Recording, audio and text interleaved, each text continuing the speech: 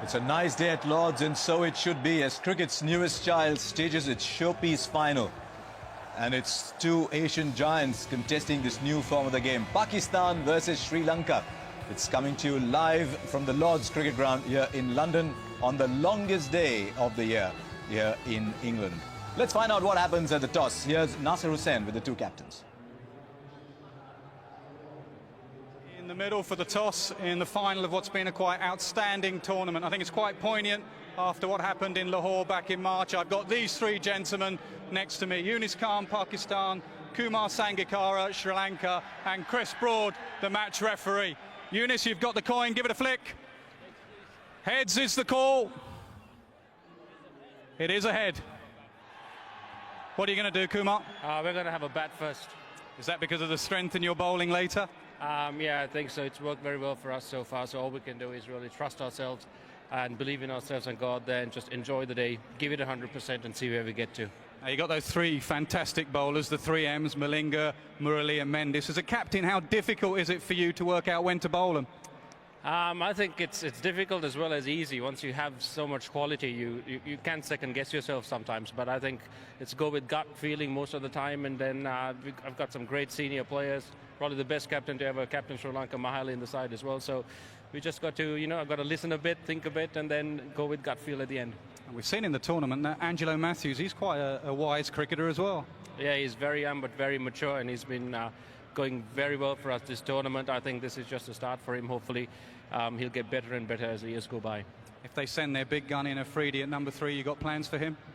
Well, we'll see. We'll see when he does come out, and if he does come out at number 3. But we can plan as much as you like for a game of cricket, but at the end of the day, performance counts. What you do at that particular time will probably pay off. You've asked your team to play without fear. How difficult is that in a final? Well, I think that, you'll always have butterflies in your stomach walking out, but if you concentrate on what you can control, make sure you do your basics right, execute game plans, just the things we talk about in team meetings. Just forget the rest, what's outside and what's beyond this. Concentrate on the day. Good luck today. Thank you. Yunis, you've lost the toss. Is that a problem? No, it's not, because it's the final, so nobody knows what's to be happening. But I think this time we'll be changing up repo. Everybody's think about that. We are not a good chaser, but I think it will be changed this time. Same side as for South Africa? Yeah, we have a same type, because why we're not changing? Because we have a couple of young and old, so I think at the moment we are very gelling at the moment. If you play like you did against South Africa, will you beat Sri Lanka, or do you need to improve on certain areas? Now we improve our fielding actually. All the time we need some energy from the field, because if you field well and save some 10 to 15 runs, so we have a big difference. So I think, but the main thing is that just play your natural game. Afridi, what numbers are you going to bat? He will be on match situation. We'll find out later. Best of luck today. So news from the middle is that Sri Lanka have won the toss and they will bat first. And to nobody's surprise, both teams are unchanged. They're really well settled, these two teams. Sri Lanka's minor worry might be, what if they lose early wickets? Dilshan Jayasuriya, Sangakkara and Jayawardena before they get into their outstanding bowling. Now Pakistan, buoyed as well by the presence of Abdul Razak. And who knows, that might mean that Shahid Afridi goes into bat ahead of Shoaib Malik at the top of the order. But both teams looking very settled indeed. This is a people's final, if ever there was one. The news here is that Sri Lanka have won the toss and they have elected to bat first. Something that they've done so well throughout this tournament. Wonderful scenes here at Lord's, very passionate supporters. And each hoping that their team can bring the silverware back to their countries. I'll stress again, both of these teams want this so badly. Tilakaratne Dilshan, the man of the tournament so far, over 300 runs in this T20 tournament.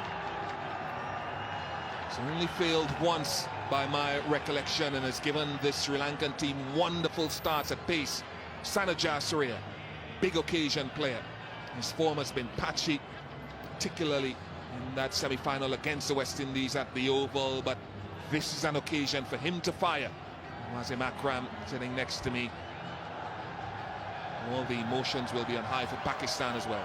Definitely will. I think the Pakistani team done really well to be here at the home of cricket to play against one of the best sides in world cricket, Sri Lanka.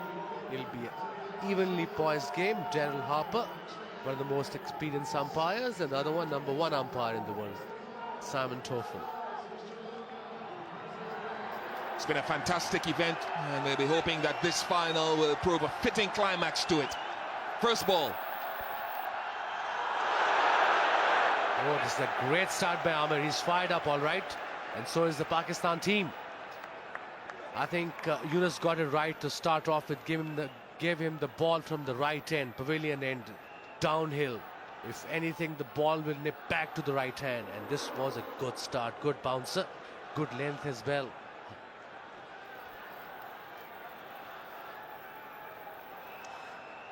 We all know what Sri Lanka can provide with Dilshan at the top of the innings. Important for Pakistan to get early wickets, set them back. Good bounce from Amir. Pretty much the center of this wonderful ground here at Lord's. Full house. Boundary on the left, just slightly longer, only slightly, 4 meters or so. Good size ground, good size playing surface, and a pitch that will provide a good contest. Another short ball, 3 short balls in a row. Definite plan we're seeing here against Dilshan. Back of a length at him. Definitely a plan. There is a fielder at back foot point. Wicket looks good. Dry, there's a grass there, but nicely rolled in. But there's an extra bounce in it, and I think that's why they have a fielder behind point, fielder in front of point. You can see these 2 fielders on your screen. And now fine leg is going towards square leg. Square leg fielder has gone to short fine leg. Good thinking, because now he'll be thinking to pull. So good start by young Amir. Goes for it, and it's hit the shoulder, the back of the bat. And we've seen stranger things in cricket. Could have easily have lobbed to Kamran Akmal. So 4 short deliveries in a row to Dilshan. They've taken away the drive, not given him any width.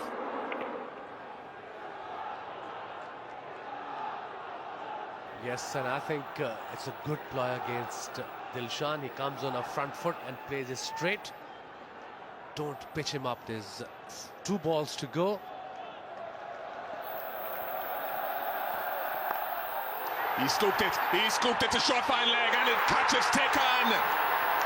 What a wonderful plan. Shazib takes the catch. Look at this. Dilshan has failed on the biggest occasion of this tournament. What a time. Head bowed, he goes for naught, not for 1.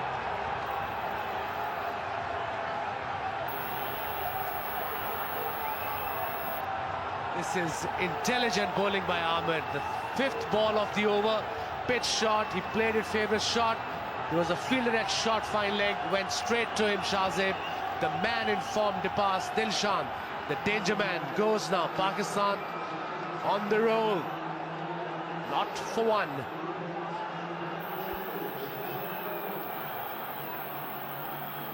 Just seemed as though he was also aware that there was a short fine leg and was almost just trying to help it over that man. Didn't come off.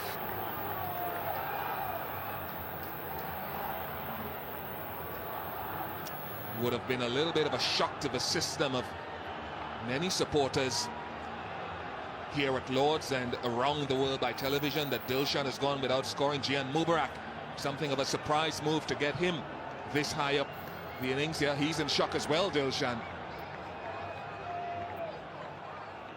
Could it be this man's turn now? So one thing, folks, about Sri Lanka, someone has stepped up all the way through the tournament, mostly Dilshan. Still no runs after the first over, not for 1. A perfect start by the Pakistan side. This is the danger man departing. Dilshan playing his favourite shot, edged, extra bounce did the trick there, and Shahzeb was the fielder there who made no mistake whatsoever. What a breakthrough. The crowd is excited.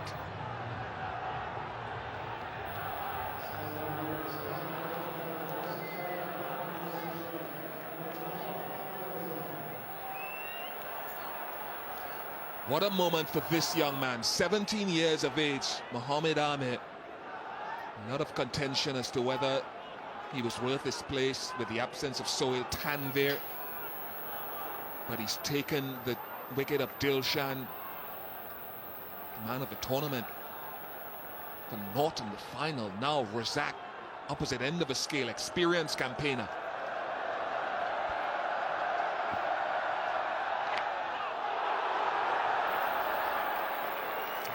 They're off the mark, off and running. Sri Lanka, it's taken some while. It's a leg by.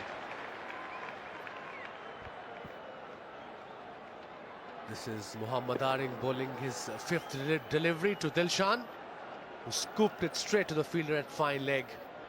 And safe catch, although it was a simple catch, but under pressure. Full house, final of the World T20. And look at this young Amir who's so excited, and rightly so. This gave Pakistan a breakthrough early on.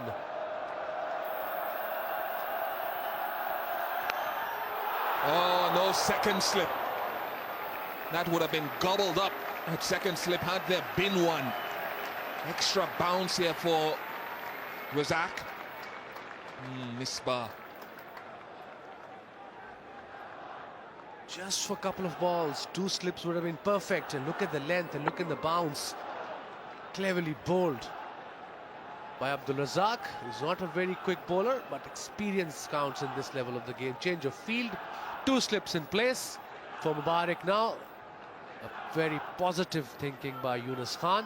There are only 2 men on leg side, square leg, and men at mid-on. This could be wicket number 2. Mubarak goes for a biggie, and it is wicket number 2. Pakistan on fire. Razak.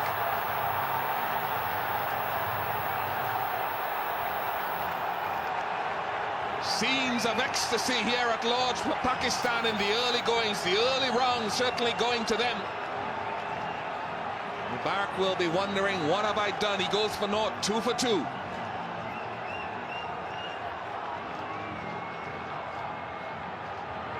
Razak is experienced bowler. Look at the length, look at the line. The ball was going across the left-hander. A simple catch again to Shahzeb, who is cool under pressure once again. 2 in 2. Look at Razak's excitement as well. He knows how important that wicket is.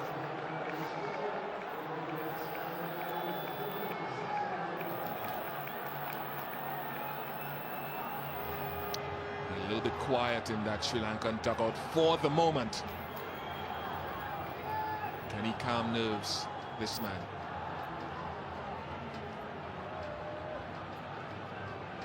If ever a captain's innings was needed, is that a sign of nerves? Dropped his bat. Big occasion. Here comes Razak again.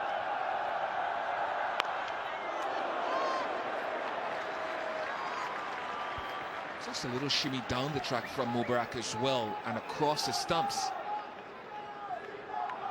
Razak bowls much better length and line to the left-handers naturally, because his ball goes across the left-hander. And again, leading edge up in the air, extra cover fielder Shahzeb. It's a big occasion, like you mentioned, Ian, for Pakistan and for Sri Lanka. Pakistan have started perfectly.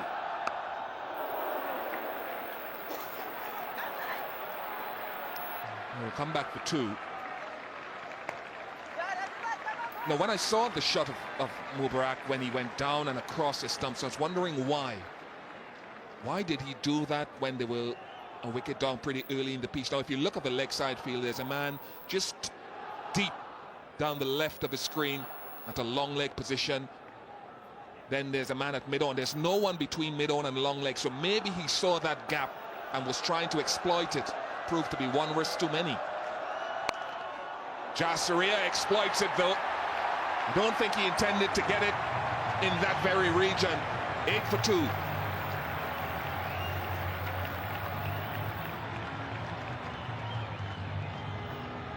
It was a big inside edge. It was down the hill.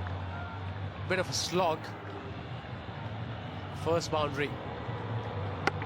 Nipped back a bit. I think he picked it up early. But Razak is just running in. He needs to run in slightly quicker. I suppose he got the wicket as well.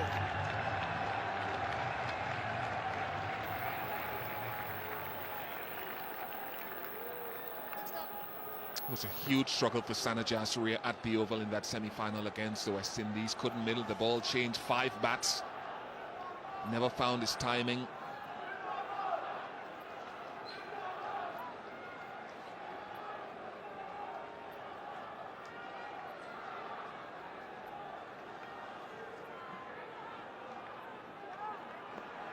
Average score here at Lord's is around the 150 mark in this tournament.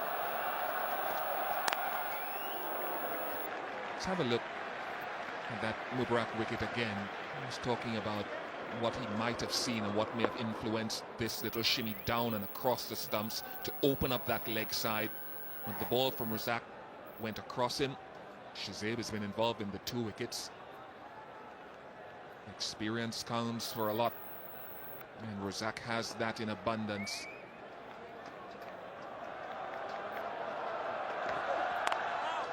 This 17-year-old Wasim, what are your thoughts on him and ascent into this team? I saw him 1.5 years ago when I did a camp for Pakistan. Look at the length he's bowled. I think this is the plan they've made last night to Dilshan. The first 4 deliveries were short deliveries, just outside off stump. A very difficult length as well for a batsman.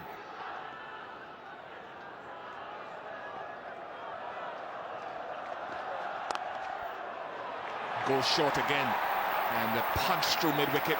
This is a very quick outfield. In fact, it gets there. I didn't think it was perfectly timed by Sangakkara.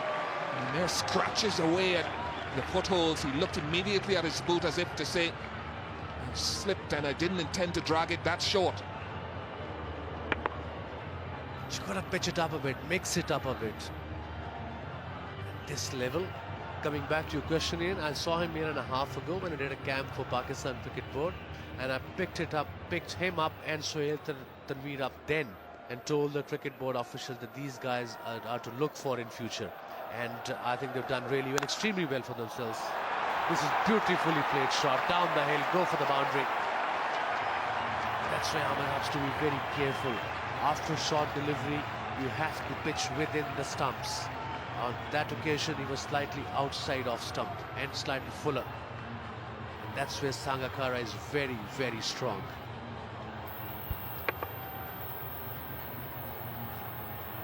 Already indications here that it may just be a very good surface again, if you can drive the ball on the up as well as he did.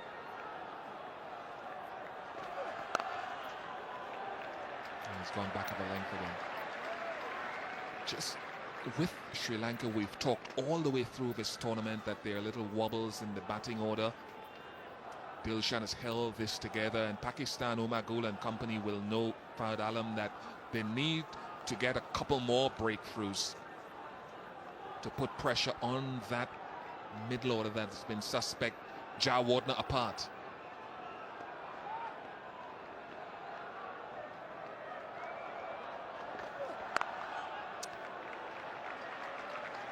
"16 for 2. They have plenty of batting to come. They have only 2 down. Inexperienced of Mahela Jayawardene, who's one of the best players the world have seen. Silva, very talented. Matthews have improved a lot in this ICC World T20. And then Udana. So yes, a couple more wickets. Pakistan get really into them because middle order, apart from Jayawardene, is not that experienced. Not only is it not that experienced, but I don't think there's been a lot of opportunity in this tournament for them to get into form. And to do it, try to do it on the biggest stage of the tournament. Good pickup from Sanath. Very good pickup. Look, he started in an altogether contrasting fashion as opposed to what he did against the West Indies at the Oval, where he struggled. That is a typical Jayasuriya shot. Number 161 of this tournament. That's where he's so strong as a bowler. Change of field, slip is out. Man at square leg, short fine leg, man at mid wicket and mid on. 5 fielders at offside, 4 leg side.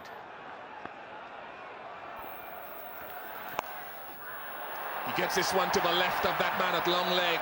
He won't get there. In spite of the fact that 2 wickets are down, it's 20-20. You have to keep a tempo going, a reasonable tempo. Jayasuriya is just doing that. Razak has to be very careful where he's bowling at this man. It was middle leg and Sanat Jayasuriya will punish you there. And the way Razak runs in this tournament, although he's making a comeback after 2 years, he's just walking, dibbling, and he's not running in quicker as a fast bowler. As a batsman, you think, okay, it doesn't matter how quick he is, I'm gonna have a go at him.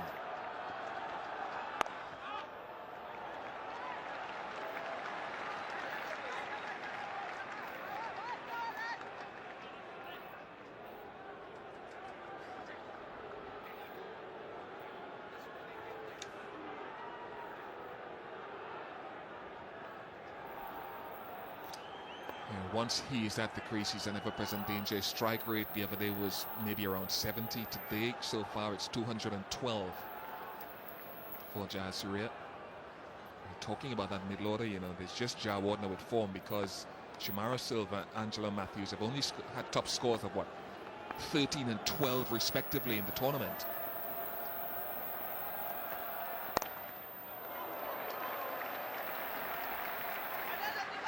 Was slightly a slow delivery, 78 miles per hour. With his pace, Razak has to vary his pace quite a bit. Look at this, 130, 132, and this is the length. Razak is slightly fuller and Amir is slightly shorter. Good length, better length is Amir for sure with his pace.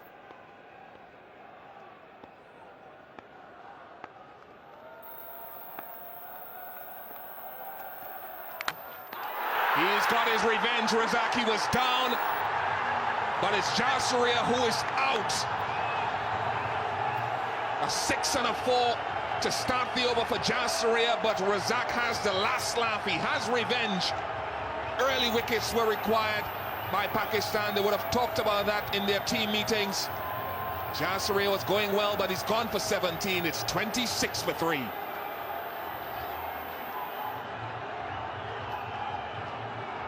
Now that was a lucky break for Razak and for Pakistan. He charged inside edge onto his stumps and Razak fell on as well. But it was Sanat Jayasuriya who had to depart, leave the ground. He got up and celebrated the important wicket of the great batsman of Sanat Jayasuriya.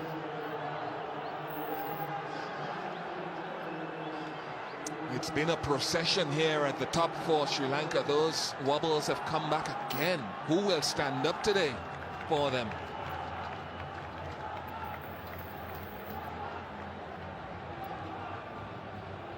The former captain and the captain at the crease couldn't ask for much more skill or much more experience embodied in these two. Jayawardene at the crease, one delivery short of the 4th over. Could it be Pakistan's day? What a story it would be for this man, Yunus Khan. Denied a lot of cricket in their homeland, turned up at this tournament a little bit rusty. Story for Razak as well, back in the international fold, 26 for 3.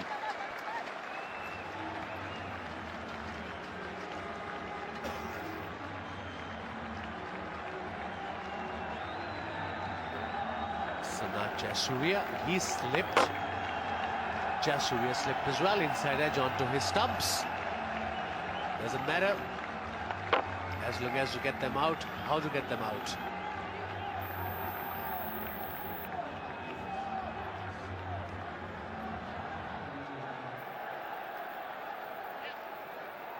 He's definitely had an impact on this team, Razak. Out of international cricket because of his association with the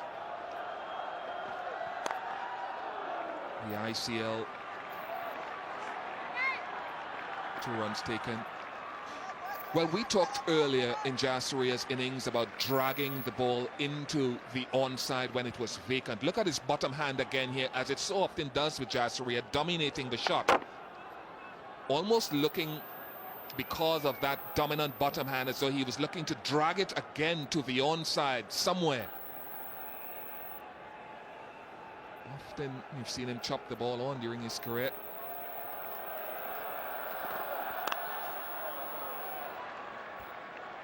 He never chopped a ball on his stumps when I was bowling at him, Ian. Not often enough.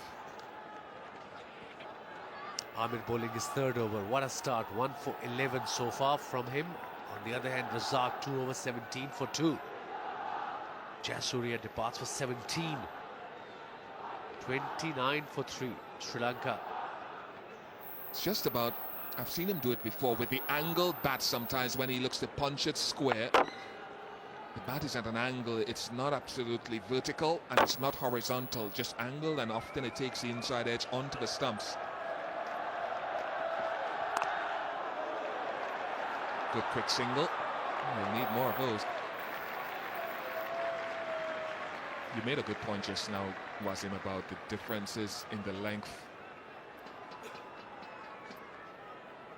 Because Amir is slightly quicker, I've seen him get up to 89 miles per hour in this tournament. He can afford to be back of a length. Razak is about 80 miles per hour, so Razak naturally has to be fuller of a length. Anything shorter or in Amir's sort of length, he'll be dispatched easily.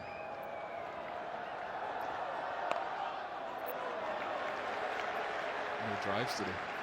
Wasim, no drives. I think they had a plan and they're sticking to it. Perfect. No drives whatsoever. Doesn't matter whatever happens. This young boy have really done well in this tournament. And I think he'll go on to play for Pakistan for a long, long time. He's only going to get quicker. As we know, he's only 17 years of age. By the time he's 20, 21, his bowling muscle will get strong. And he will get slightly quicker. How old were you when you started? I was exactly the same age, 17 and 17 and a half, when I played for Pakistan. And we were just talking about the difference. The blue dots are Razak's, slightly on a good length. Amir is the red dot. He pitched one up to Sangakkara and was driven through the offside for 4. Largely, 95% of the time, he's been back of a good length. Almost a throwback to the way that most teams bowl to India in this tournament. Certainly the West Indies and England did, back of a length. 5 overs now completed, 31 for 3.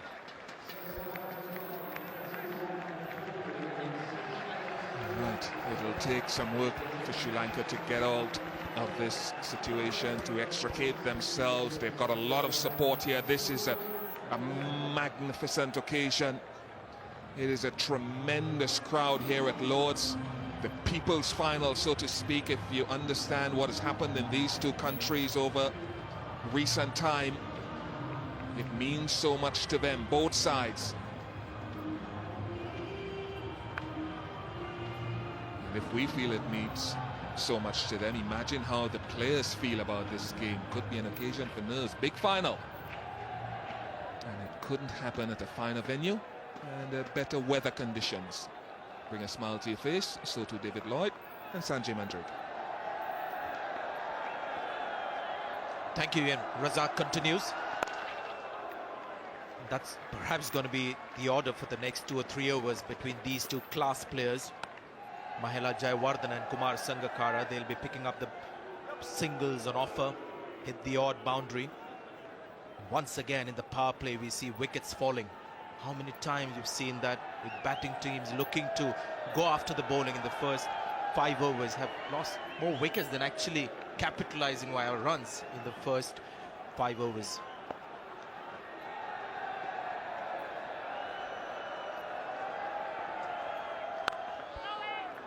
This is a real battle for Sri Lanka now, 3 down in the first 5 overs. They have dreams about scoring 180, batting first, get the game away from the opposition. It's Pakistan who started strong, and Pakistan who have settled more quickly. The current rate at 6 and over just gets to 120, 8 and over, 149, 150 to win. 8 and over from now on in. Gone straight to first slip. Misbah ul Haq takes the catch. And now Sri Lanka in real trouble. Lost Mahela Jayawardene. This is the 4th wicket in the 6th over. The low order batsmen haven't batted long in this tournament, so Pakistan right on top here in the finals. Jayawardene gone for 1, Sri Lanka 32 for 4. Well, real trouble now for Sri Lanka. We've just mentioned that it's going to be very difficult. Another star player. Misbah there makes no mistake. It bobbles for a little while, but it's in there. Razak, 3 for 18 from 2.3 overs of medium pace bowling, nursery end. Just looking to run the ball down the hill. Pakistan are all over Sri Lanka here.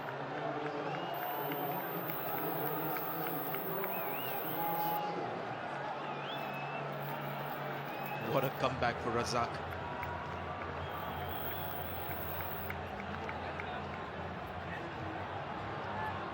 Just a dream run for the bowler. Razak Chamara Silva is a talented player, busy player.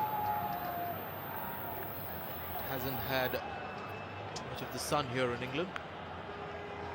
Isn't needed with the success of the top order batsmen.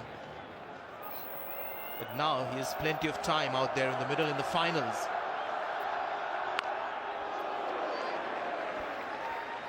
Just ball straight. That's exactly what he's done. Round about 78 miles an hour. What a dream it is for Razak. He came into the squad. He was a late replacement. Good captaincy, get a slip in. We've taken 3 wickets. Let's take another. He's playing instinctively, Mahela Jayawardene. The first slip position was inviting disaster. Nice straight bat on offer to that one, but Mahela Jayawardene has always had this little problem at the start of the innings outside the off stump. If he can bowl those deliveries around good length outside the off stump, he can be vulnerable. And that's what Razak did to him. And Yunus Khan with a good memory about that. Get a slip in. And he wasn't at first slip, he was slightly wider. It must be terrific for a bowler to have that confidence of a captain who says, OK, I'm going to give you a slip.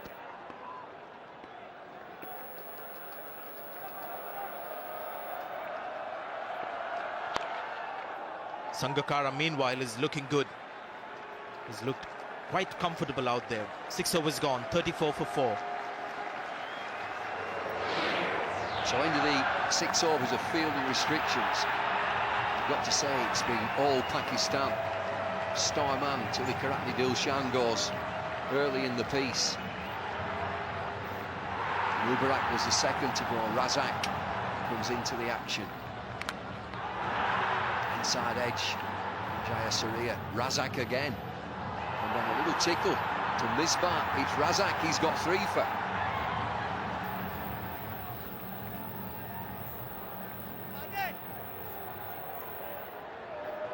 Well, Razak has come into this team as a late replacement. What a dream it is to play at Lord's in the final when you weren't even in the squad. Yasser Arafat was the player who was injured and went home. And this is not going to be easy either. Here comes Afridi, boom, boom. Still not 30. Shahid Afridi, 29 years old.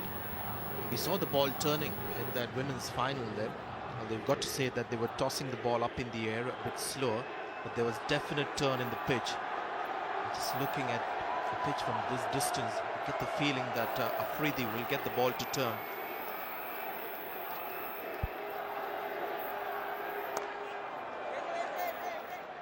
Well, he has been a star bowler for Pakistan and indeed throughout the tournament. He's got better and better as a leg spin bowler. He's a difficult customer. He gets bounce, he's got a quicker delivery. I think he deals more in bounce than actual spin, but he's very accurate.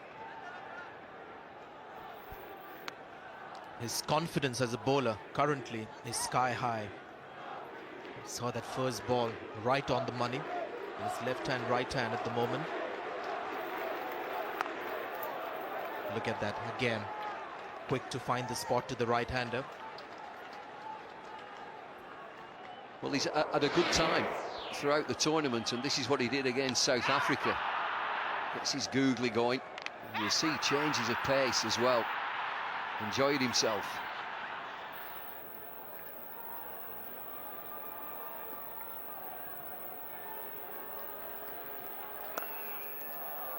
Good cricket from Sangakkara. It's all down to him now to stay there as long as possible. He played one good innings against Australia, perhaps one of his best T20 innings, when he saw his team through in that run chase at Trent Bridge. This is another big match.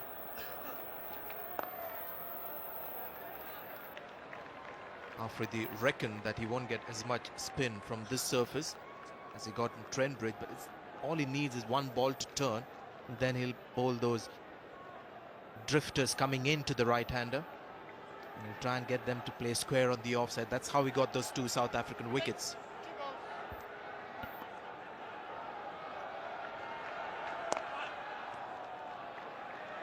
He's also on you very quickly. He just turns and comes in. He doesn't give the batsman any time.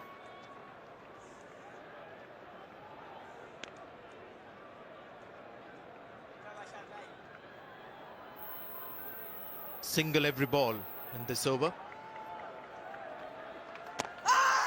That's what he's good at. See that ball almost sneaking through bat and pad. 39 for 4. Well, an excellent start by Afridi. I mentioned he comes right at the batsman every delivery. You don't get a chance to settle. Inside edge onto pad, but just 5 runs coming from that over. Good start by Afridi. That's what he looks to do. The ball just drifts in the air to the right-hander. Doesn't spin as much. Batsman playing for spin, be in trouble.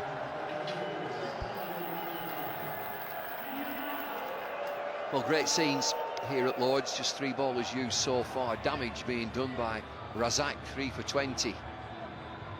Yeah, another change of bowling. It's spin from both ends. Ajmal comes into the attack. So he's got his plans, Yunis Khan, and he's going to stick to them. He can do at 39 for 4, and 4 big players have been dismissed for Sri Lanka. He's had a good time. Ajmal with 12 wickets. Look at that runs per over economy rate, 5.63. That's where the spinners have been a revelation in this tournament as well. Ajanta Mendes with a great economy rate. Saeed Ajmal there, you just saw him. Shahid Afridi also very impressive economy rate. Once again, Pakistan quite happy to keep Umar Gul in the wings. Generally comes into bowl around the 13th or 14th over of the innings. Same plans as far as Gul is concerned. Should push for 2 here. Oh, he's coming back. This is danger. Wrong end.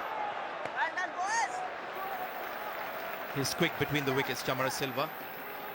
He thought he would make his end, which was going to be the danger end, but Sangakkara, I think, is trying to suggest to him by refusing the single. It's about just building a partnership, not get too keen.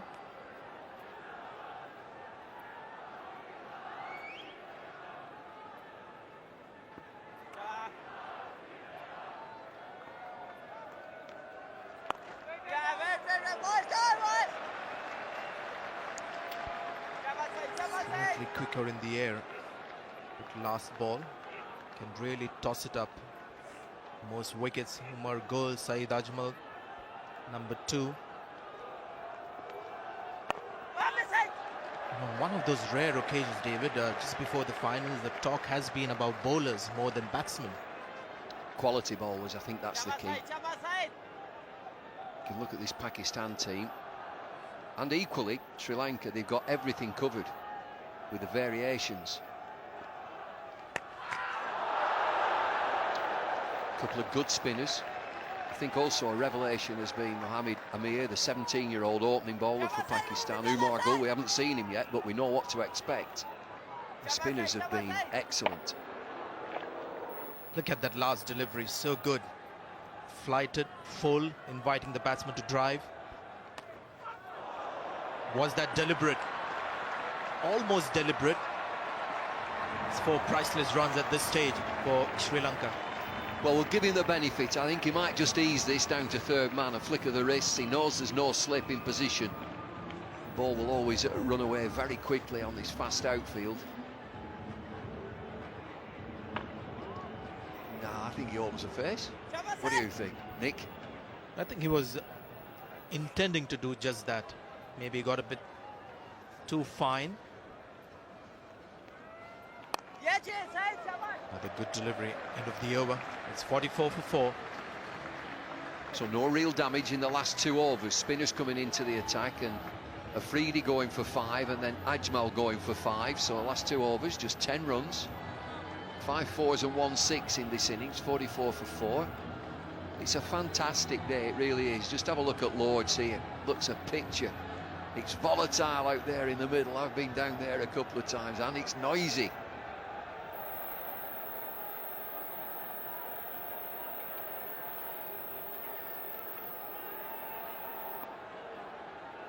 Shahid Afridi will continue. Looking shot straight to the fielder. A very impressive Mohammad Amir, a young man, big stage, came in and bowled aggressively.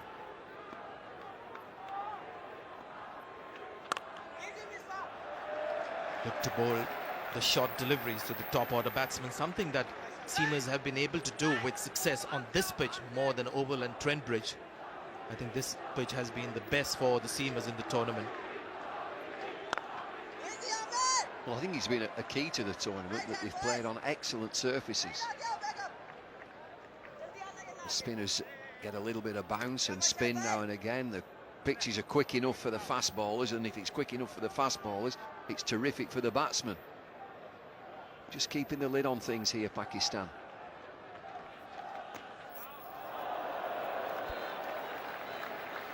Looking slightly uncertain, Chamara Silva. Projected going down, 8 and over now only gets 136. Got to go some to get 8 and over.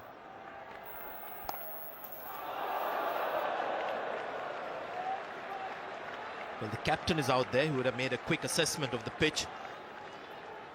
One of the things South Africa did well in crunch games, batting first, is set realistic targets. And Sangakkara may have just reviewed that target after he's lost 4 wickets, and it's good that the captain is out there. Oh, that was close. Short delivery. There's a single. Just 2 runs from that over. It's 46 for 4. Yet again, there's no damage. Afridi, miserly, just 2 overs for 7 runs. Finding it difficult now to find the boundary. Let's have a look at the progress. The red blocks are the 6 overs of fielding restrictions. And then since then, it's been quiet, 7, 8 and 9 overs.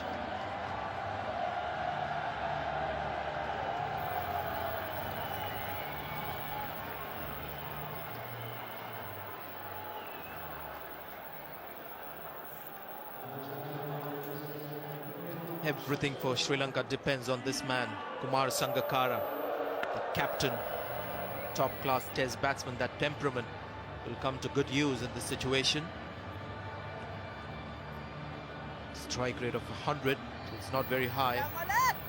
He had a couple of good innings. It's not been like Dilshan getting runs every game, but interesting bowling change made here by Pakistan. Saeed Ajmal, after the 1 over, has been replaced by Shoaib Malik, who will also bowl off spinners, bowl the odd Dusra.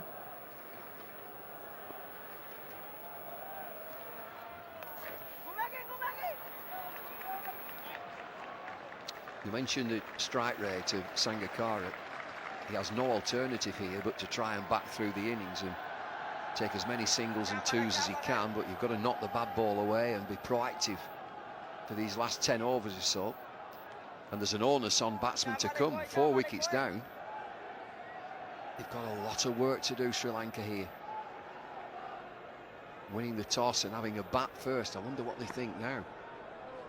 Mubarak hasn't taken his pads off.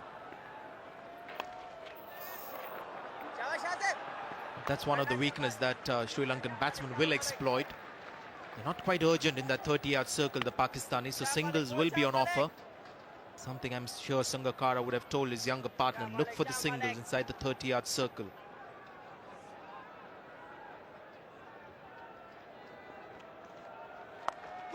Sweep shot in the air for a while. Oops, misjudged it. There was that fielder coming from the opposite end. There were two fielders in the deep. Just for a moment, Misbah thought maybe Mohammad Amir might get there. Well, it's perfectly in the gap, and it's quite a strong shot, is this? This isn't a tickle. Silva plays the ball, and the ball pitches and spins away from the diving fielder. It was always running away from him. Mohammad Amir would have been in a better position to make a commitment to that shot. Chamara Silva now growing in confidence. This is turning out to be a good start to the over. 7 runs from the 4 balls delivered. Well, this partnership is watchful. You'd expect it to be 4 down. It's 21 from 25 deliveries.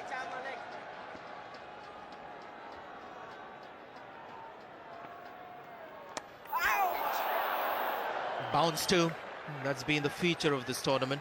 There's been bounce as well as spin for the spinners. Well, they'll be watching this in the dugout. Matthews next to Dana Murali. He'll be watching that last delivery. That definitely spun and bounced.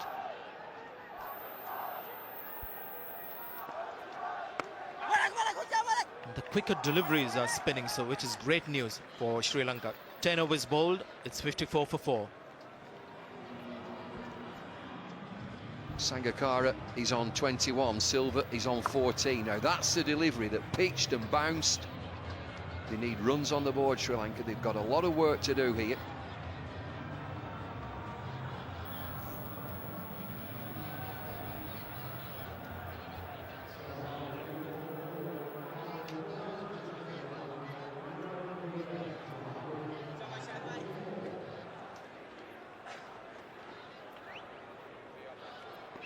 Shahid Afridi in his 3rd over. And in the commentary box, we've got Nasser Hussain and with him Ranil Abhinaike. Thanks, Sanjay. Great start from Pakistan. Spinners doing a good job. No width. Afridi has bowled straight. Varied his pace. 14 deliveries for just 8 runs. Sri Lanka went hard at those first 6 overs. They tried to get a good start. Look at the variation in speed there from Afridi. What a turnaround in this Pakistan side. Close, he's a long way down. Umpire can't give that. Probably drifting down the leg side. He's getting a lot of drift, Afridi. Well, he's not happy, but yes, he was well down the track when he played the shot. Tough times for the Sri Lankans. Pitched right on near his foot, possibly drifting down leg side. Yeah, it could well be out, but you couldn't give it out because the batsman has come 2 or 3 yards down. That's a good shot from Sangakkara. Will the fielder cut it off? No, a much needed boundary. Sangakkara trying to fight back. Yes, a valuable one at this stage. Boundary certainly relieves the pressure. And a lovely shot from Sangakkara, well balanced, getting on the back foot and hitting it right in the gap. Sangakkara just having a quiet word with Simon Taufel there about the Pakistan boys throwing the ball in on the bounce after that boundary. And that could be 4 more. Gets an inside edge, I think, on it. Yes, he does. Back-to-back boundaries. Yes, and very welcome indeed. Kumar Sangakkara picked that well. It was pitched just around leg stump. A brush on the pad, but definitely inside edge.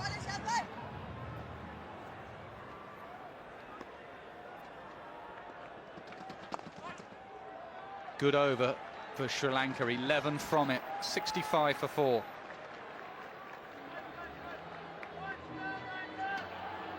Let's have a look at that LBW shout again on Hawkeye. Silva a long way down. Ball drifting in. Yes, it would have gone on to hit Midland leg. Very difficult for an umpire. You've got to be guessing slightly.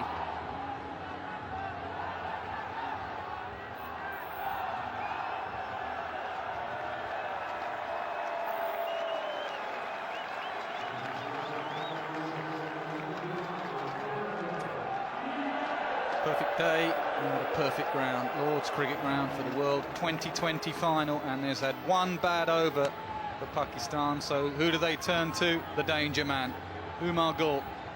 12 wickets in the tournament, very good economy rate, very straight, very fast, very full. He's the highest wicket taker in this tournament and was the highest wicket taker in the last tournament 2 years ago. He's been brought maybe an over or two earlier than what he's been brought in the last couple of games by the Pakistanis. So perhaps Yunus Khan sensing that to try and get a breakthrough is important now, or really try and strangle the Sri Lankan batsman. Well, all 5 leading wicket takers in the tournament playing in this final. Has been a tournament for the bowlers, and one of the best is on show here.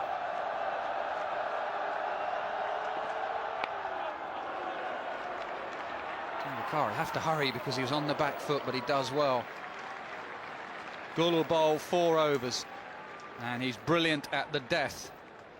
Bowls brilliantly right at the end with a reversing ball. This was against South Africa. This was the penultimate over. South Africa just could not get him away. Very full, very straight.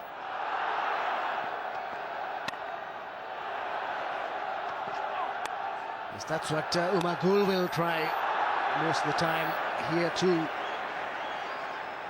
Quite different to what Mohammad Amir did at the start of the innings. He kept it short.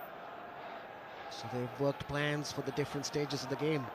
Just wondering how he'll go here, because it might be a bit early to be going to Yorkers when the opposition is 66 for 4. He might just start with length, or short of a length. Wide signal.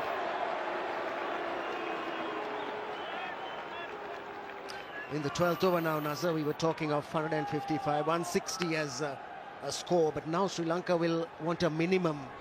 What did you think at this stage? Well, at the start, I think they wanted 150. With their bowling attack, they'd have just said, we'll protect 150. Now, crikey, you're going to need something special from Sangakkara and the rest.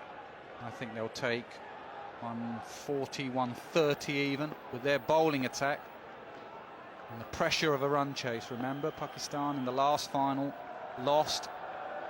Pressure. But it's a good pitch to bowl on. That will cheer the Sri Lankan boys up. It's not done a lot, it's just done enough. Yes, top delivery to the right-hander. Just back of a length, going away from him. Got some extra bounce as well. Almost near the shoulder of the bat. Lucky not to get an edge. Clever bowling. As I say, I don't think he'll go Yorkers, not with it being 67 for 4. You could even have a slip in there and just bowl back of a length and say to Silva, right, you're going to have to come at me.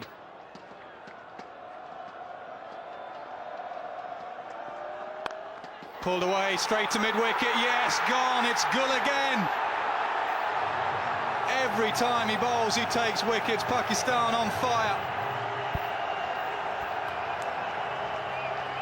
They wanted the breakthrough and they've got it.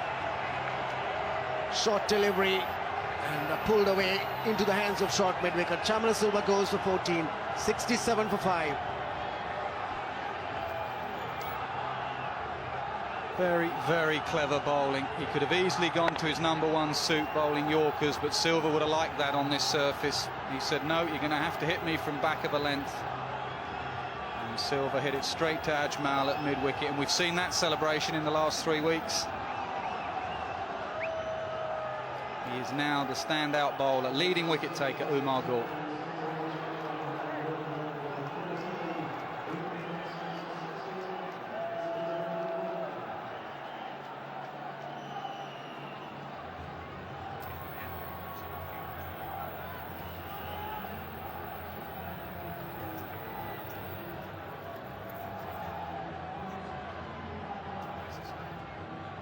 Wadana, the new batsman, coming in at number 7.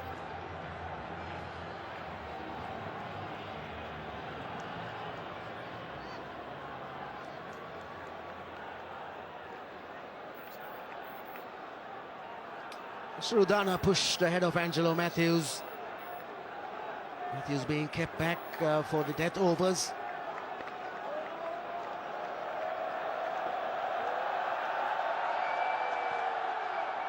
Short again, slip is in.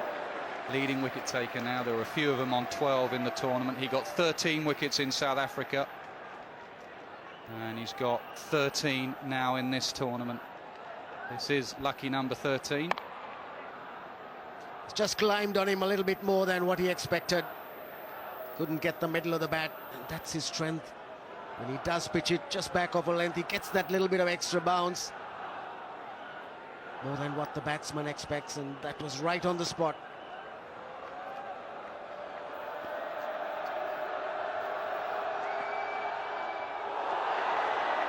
He's all over Sri Lanka like a rash here at the moment. All eyes on Sangakkara. There you go. Ajmal Mendis Malinga on 12. Umar Gul moves up to 13.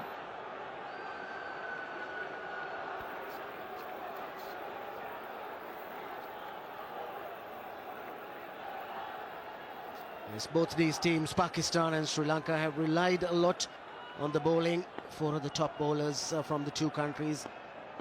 There's Muralidharan and there's Afridi also in the lineup. Well, he's missing them by a long way. He's been done for pace. It's 67 for 5. Sri Lanka surprised by the pace in this Lord's surface. They've played a lot of their cricket at Trent Bridge, where it's been slower and lower. And the extra pace has just hurried them at times. Which side do you think are doing well? It's very good opening over from goal, just the 2 runs. And right on the spot every time.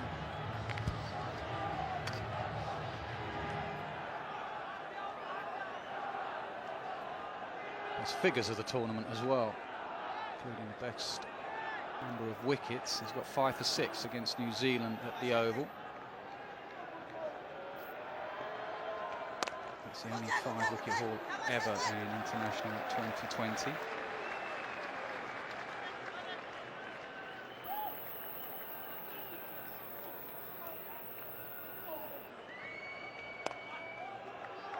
All eyes on Sangakkara. What does Sangakkara do, Ranil? Does he just rotate the strike and wait for the last 3 or 4 overs, or does he have to go himself? Well, he's got to be there to the last over, that's for sure. He's probably got to cut out the real risks, but his intention must be to bat on to the end, try and get the strike as much as he can. That's good from Udana. Low backlift. Key for the right-hander is not to try and cut Afridi. He will be tempted to try and hit him down the ground. He's not a big spinner, especially with the slope here at Lord's. He'll be drifting into the right-hander, coming down the slope. Don't cut him, Udana.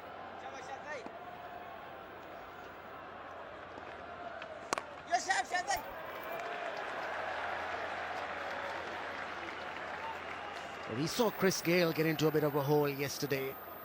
He needs to bat through, but he needs also to make sure that he keeps looking for the runs. Slightly easier for Sangakkara because that ball will just drift in and it goes down the slope and it opens up the offside. But Afridi has just 1 delivery left. 109 the projected score. Sri Lanka will want at least 25 more than that. Bowled in, down the slope, drifting in. Star performer for the big game, Shahid Afridi. Yes, Udana played all round it. Slipped through the gate. And so Isuru Udana goes. Sri Lanka have lost 70 for 6.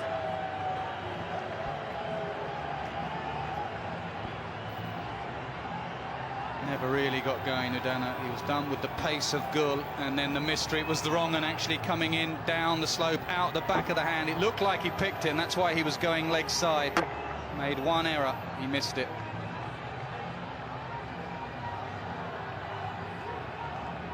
It's been side of Afridi. That's his salute whenever he gets a wicket. Rattled the stumps on many occasions in this tournament.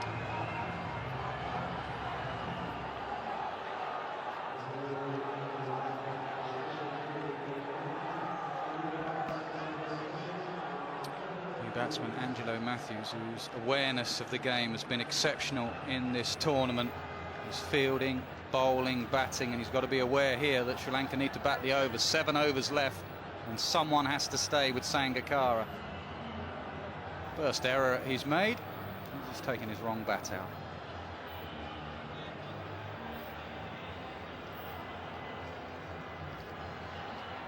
Very well pitched wrong and a little bit of light, and then it goes right through bat and pad. Dana leaving that little gap and it slips through it. So success again for Afridi with the wrong un. It's quite a bit of success with the wrong un in this tournament. Afridi be very Afridi. 4 overs, 1 for 20.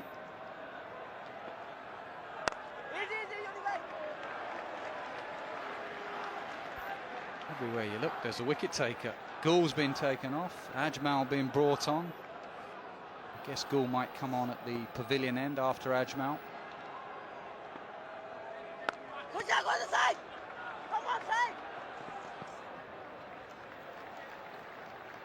Ajmal just in his second over.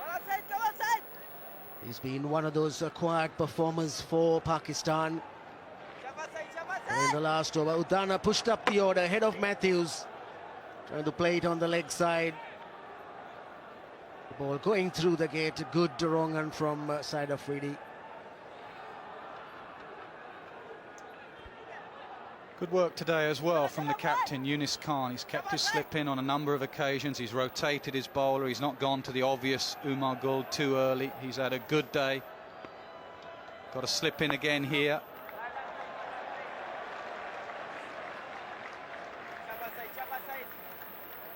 Difficulty for the Sri Lankans is there is no bowler whom they can think they can go after.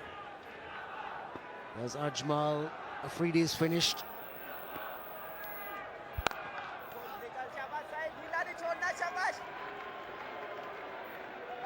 There's still 3 more of Gul. That's a lot.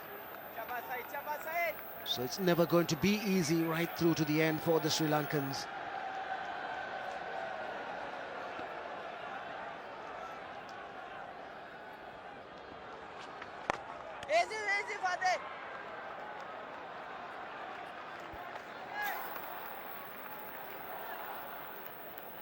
Sangakkara 36 of 36 deliveries. What he's got to work out is when is he going to accelerate, when is he going to try and hit a few of the boundaries. He's got to get support from someone. He's not got it today. Matthews is capable. Good batsman, can play good cricket shots. Batted up the order around number 5 also. Take single off the last ball. Pakistan won't mind that. 74 for 6. Keeps Matthews on strike. Keeps Sangakkara off strike. Set out here at Lord's. No surprise. Lots of Pakistan fans in. Quite a few Sri Lankans in. Great day. One of the best days weather-wise. At the moment, Sri Lanka need 40-50 more runs from somewhere just to make a game of it. You never know with their bowling attack.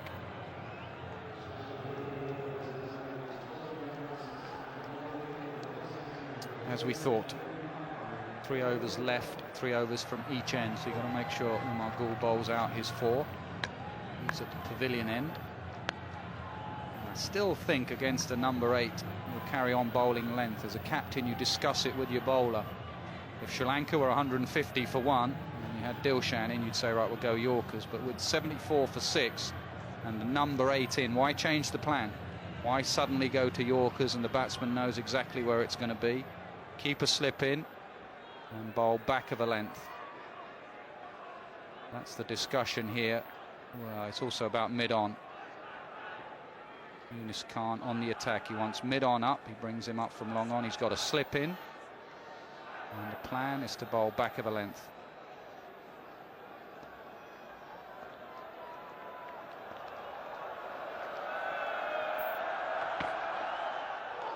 Swing and miss, close to a wide. It is a wide. Yes, the field that he's got is definitely one that's going to make Umagul try and take the ball away from the right-hander. The slips there in position. He's around second slip.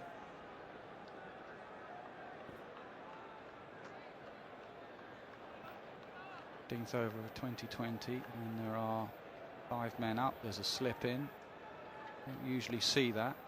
Umar Gul has just got that extra yard of pace.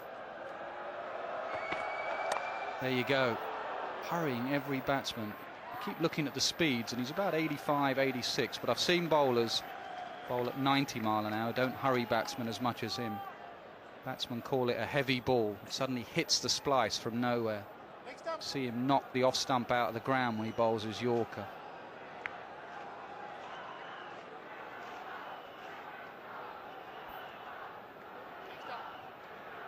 So he's going to keep the slip for Sangakkara, who's the batsman who's scored runs, 36. Yes, he does. So still relying on attack, relying on trying getting Umagul to pick up a wicket.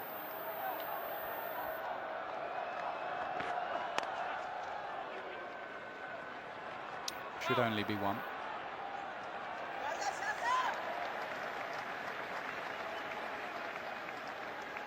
Yes, yet again, just back of a length from Umagul.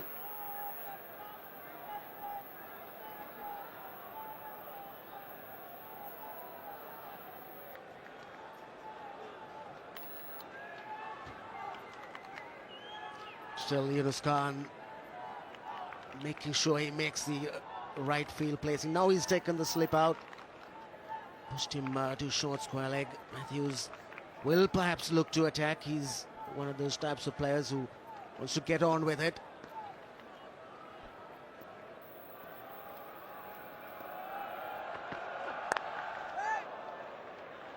Another short ball there from Umar Gul, and it's a definite plan change from Pakistan on this pitch. They've seen it with a little bit of pace, and they've got early wickets. So you see, we've talked about Yorkers and death bowling. Well, 70% of his deliveries have been short, 30% a good length, and none pitched up. No drives.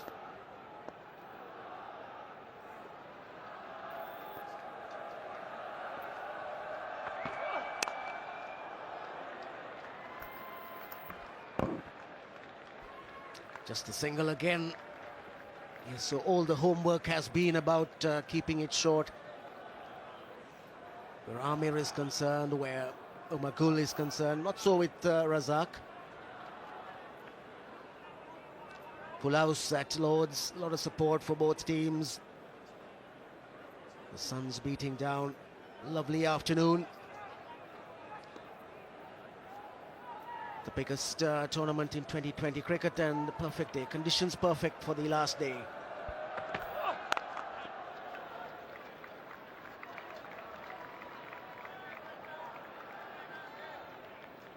Sangakkara continues getting the singles.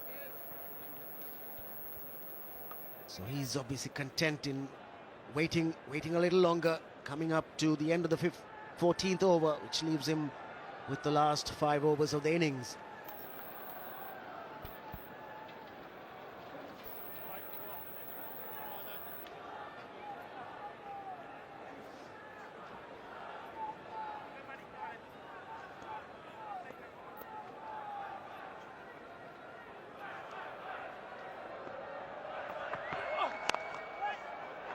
Very accurate over from Gul, just 5 from it, 79 for 6.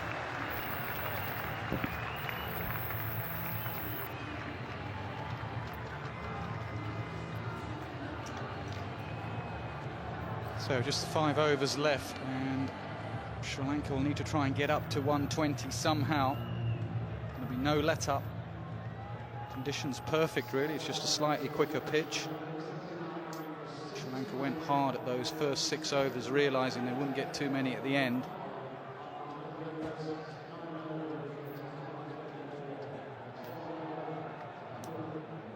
It's the projected score. If they carry on like they are, they'll get 105. I guess they'd want 8 and over from here, get up towards 120. 5 overs to go. Talk you through those 5 overs. David Lloyd's with Ian Chappell. Thanks, Nessa. Yeah, not a pretty picture there for Sri Lanka, but they'll feel if they can get to 120, 130 with their bowling attack, we're still in this game. And they've got just the man at the crease to do it. Very smart skipper. He'll play sensibly. That's one thing you do know. So much responsibility on his plate, 6 down. How can they get to 120? It's going to take some real positive play and to find the boundaries. Pakistan have had all the answers so far.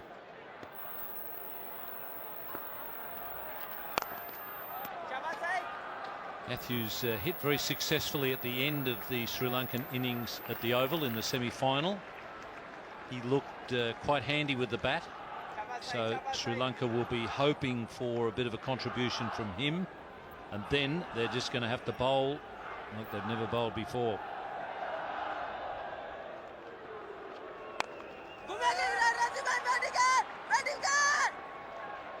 Matthews coming back for the second.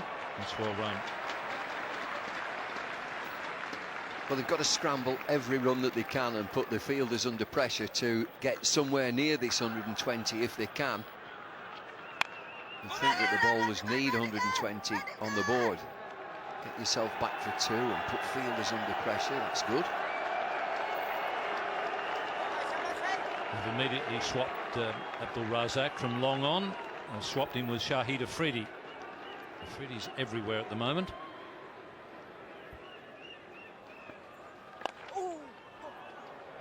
That's well played. This is the sort of stuff they've got to do. Keep hustling for 2. And Summerall on the way. Find the boundary. Just 8 4s and 1 6. Put fielders under pressure. That is important. There are only 4 fielders inside the circle here. Pakistan, you would feel, are sitting back and saying, you can have the singles, we're going to stop the 4s.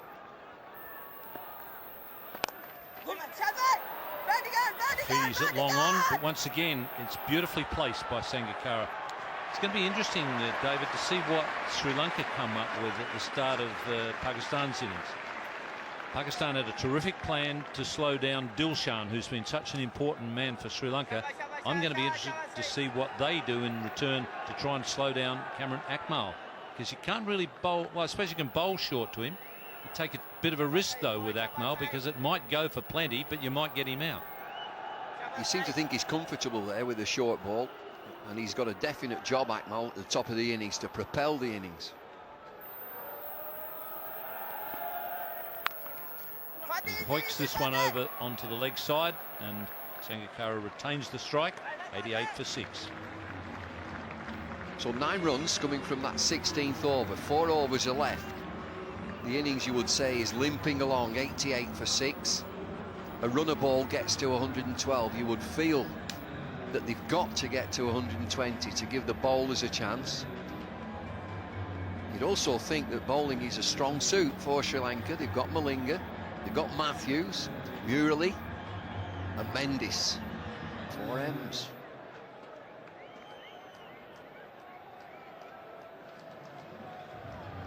Four M's, Bumble. I wonder if they're more tasty than 3 M's.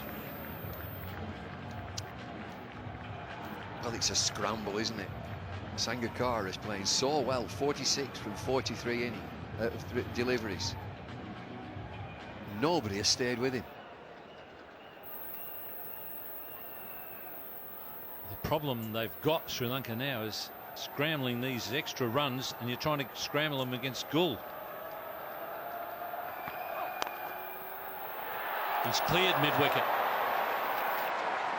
It's a boundary, so that's handy. Well, a terrific start to the over, the 17th over. Sangakkara moves on to 50 from 44 deliveries. Something to cheer about for Sri Lanka. We've got a gorgeous day, a full house at Lloyd's, an excellent pitch, but Sri Lanka have faltered, but not this man. 50 not out from 44. Just 5 4s.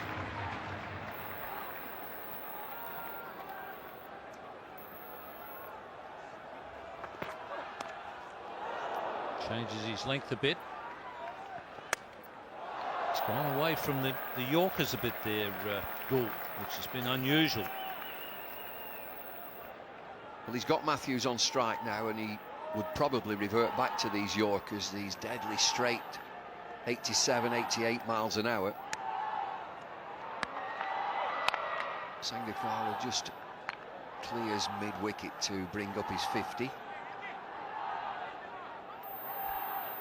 was talking to Jeff Lawson earlier, who did coach Pakistan for a while, and he made a very good point about Gould's Yorkers. He said they're not just those Yorkers that you float up there. He said he bowls them with intent, and he said he's got plenty of pace with his arm. His arm comes through when he's bowling the Yorkers. He's really digging them in there at a really good pace.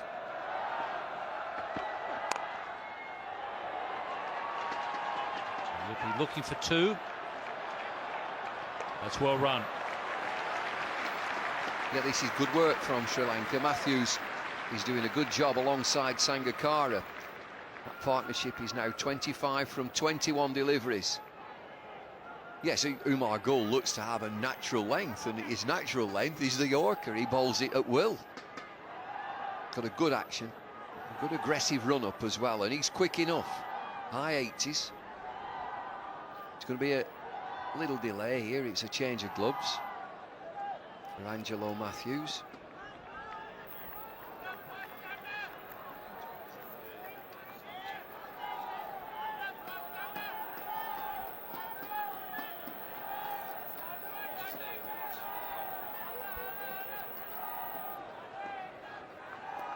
So this partnership, 25 from 21. Just can't quite get them in the block hole at the moment. And looking at Pakistan, they're just on the edge of the 30-yard circle. It's almost as if they've said, OK, ones every time. You can have a 1.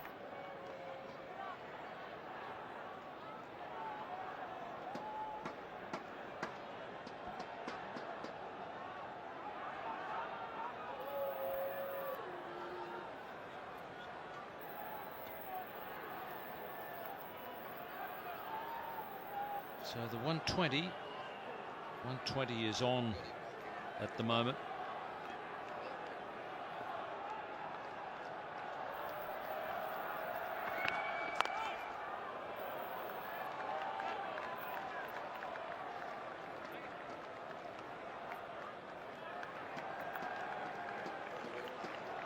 Yeah, it's called a no ball from the square leg umpire. So the height, I think, must have been the thing. So Sangakkara has got 50. This is a responsible innings from Sri Lanka's captain. He's scored runs, but nobody has stayed with him. And Sangakkara with 5 fours.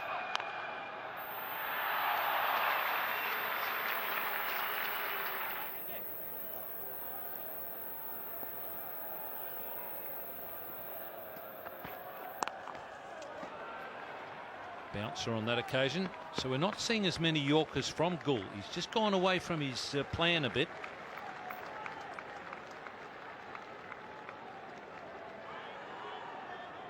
Yeah, it's strange, isn't it, that there's more of a mix. Not seen him in previous matches. Ball so short.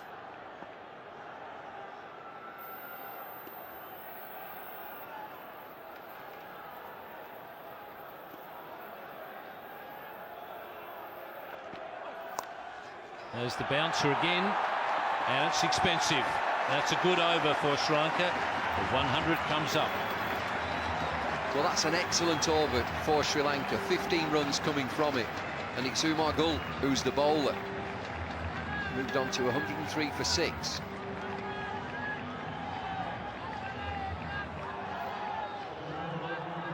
Just what Sangakkara needed. Sangakkara zoomed on to 55 from 47. Umar Gul, that's a surprise, going for 15.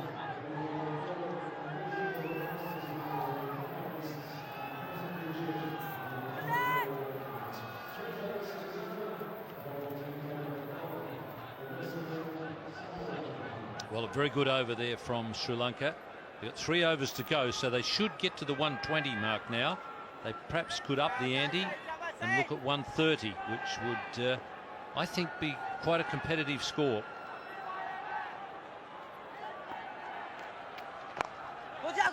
Ajmal into the attack, bowling his 4th over. Well, when you look at 1 wicket for no runs, 2 for 2, 3 for 26, 4 for 32, 5 for 67, 6 for 70, 130 is gold dust.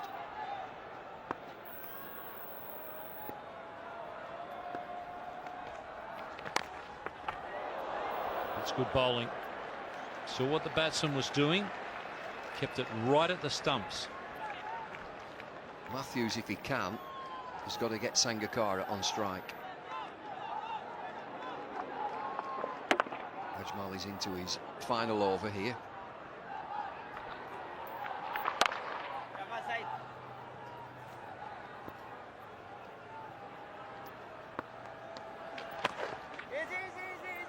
That does the trick. Sangakkara playing beautifully on 55.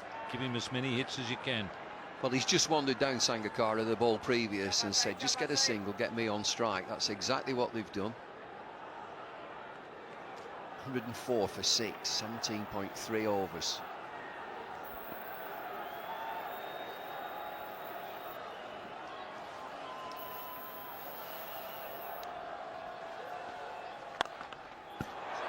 He's attempted the Yorker, but Sangakkara has made the most of it.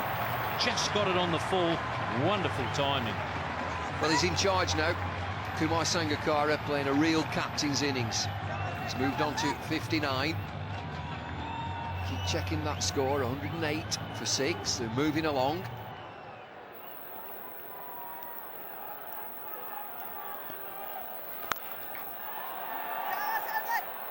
Straight to mid-wicket on that occasion.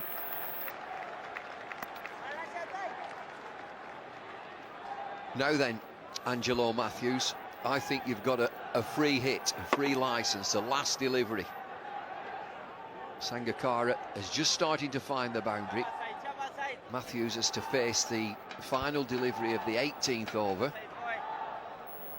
Any even number you can think of for Angelo. Well, that's a great shot. Beautifully timed, so that's done the trick. Another good over for Sri Lanka. 113 for 6. Bonus ball, still in this game, just about in this game, Sri Lanka. 9 and over gets up to 131. Now that is on. To get up to 130, it's been so difficult for Sri Lanka, having been 70 for 6. But this partnership now is 43 from 31 deliveries.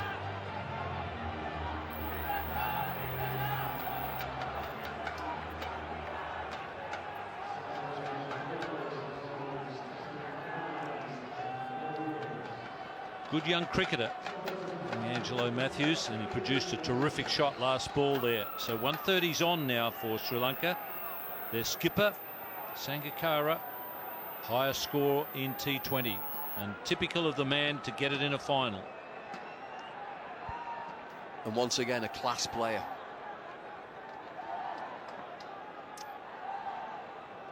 Here's Umar Gull again with his final over. Well, he's got a deep fine leg and a deep square leg. Wondering if he's going to bounce him again. Sangakkara showing him the stumps, and Gull has reverted to type. Well, that's the Umar Gull that we know.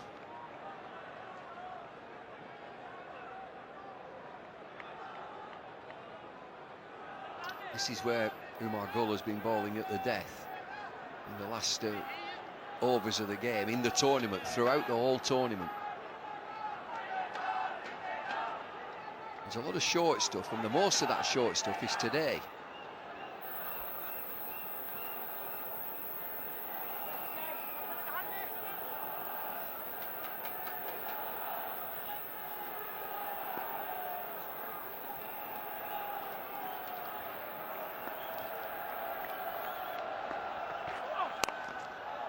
He's just moved back a little bit just to try and avoid that Yorker length, and he's succeeded. What a good execution this is. second-guessed Umagul that he's going to bowl Yorkers, and he moves back into his crease. He doesn't move forward, he comes back. Just gives himself a little bit of room to work the ball powerfully into the leg side. Boundaries are coming now, Sri Lanka, 118 for 6. He's a good young cricketer, this Angelo Matthews. And what's more, he's got a good head on his shoulders. Goes back again, this time he gets the bouncer. That's one thing, all the really good back foot players I've seen, you just can't york them. Sobers obviously comes to mind, and he was a brilliant player of the Yorker. Remember, Yuvraj Singh in this competition got a Yorker which he hit for 6. Great wrist work. He went back. He didn't come forward. He was back to play the shot. They're doing well here now. It's 119 for 6. You get the feeling this is going to be still a very competitive final with Sri Lanka's bowling. Again, Sangakkara shows him the stumps. And they were a bit fortunate there, Pakistan. 50 partnership between these two. Just rescuing the innings. It was 70 for 6. Got themselves into a good position. Not a great position. 120 for 6. These two playing sensibly.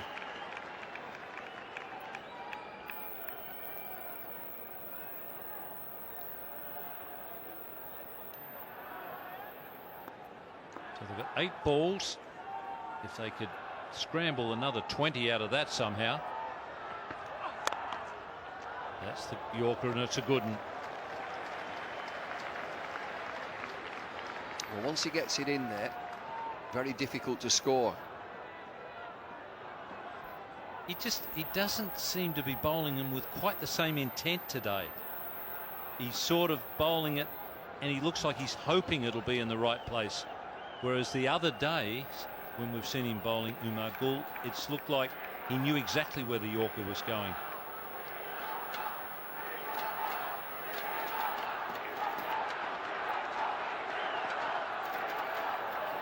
Well, we've upset him a little bit.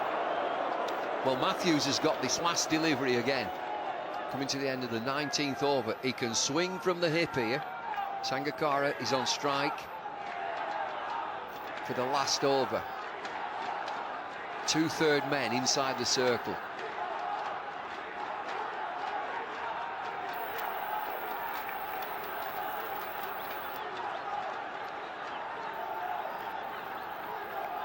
.120 with 7 legal deliveries to come.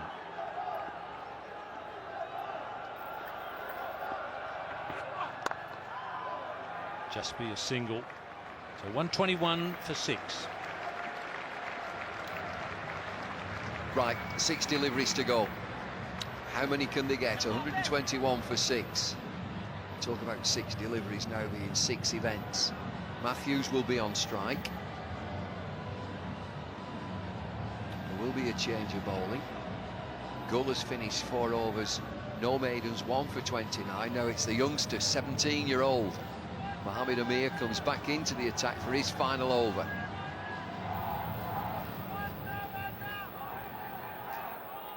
Well, 130 they would want to get as a minimum.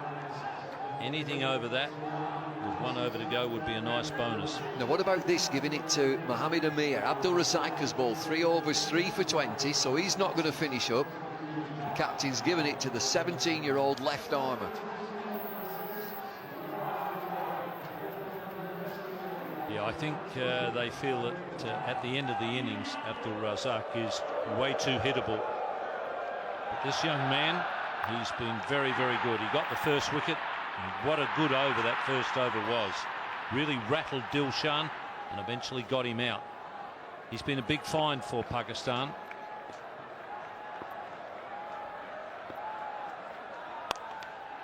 Matthews skies it.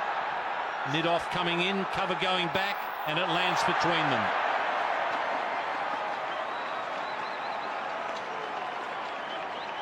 Yunis Khan at extra cover with a desperate run.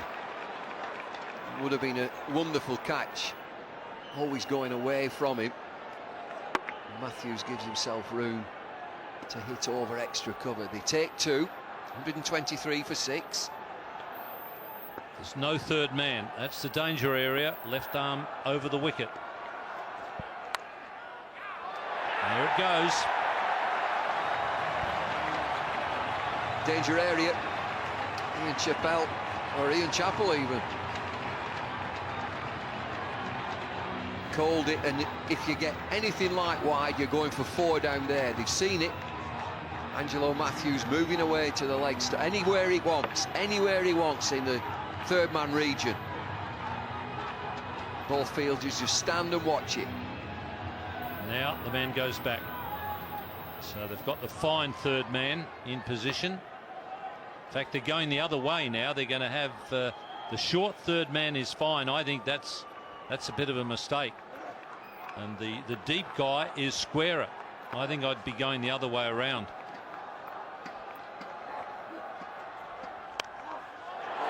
Oh, and he's played a good one. This young man is doing a terrific job for Sri Lanka. He's cleared the rope. Well, what a recovery. This partnership is being propelled now. It's 63 from 40 deliveries. Matthews, 32 from 22.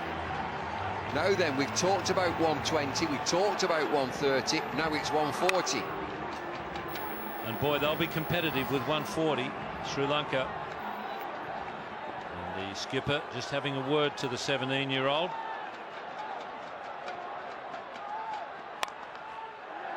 Straight down the ground. Sangakkara got off the mark quickly. He's pushing for 2. And they're there. He's happy with the young man on strike. He's the hitter. Yeah, he's giving it to him. It's an excellent over for Sri Lanka. Just closing the innings. They've got 2 deliveries left. It could be the most effective over for Sri Lanka. 14 runs have come from it so far. 135 for 6.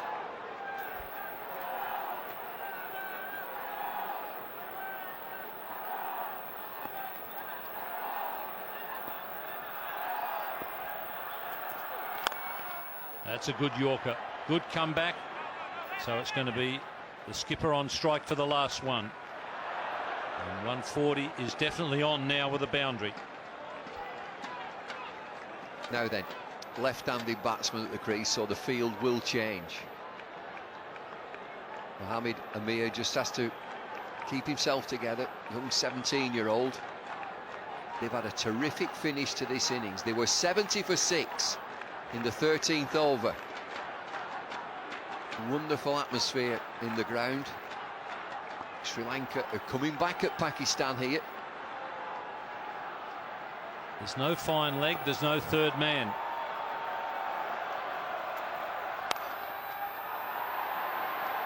They'll be cut off, so they won't quite get the 140. But that's a pretty competitive score from Sri Lanka, and a marvellous fight back, headed by their skipper. Sangakkara playing a blinder in the final, 64 from 52, and Angelo Matthews, a real find for Sri Lanka, 35 from 24, 3 fours and 1 6.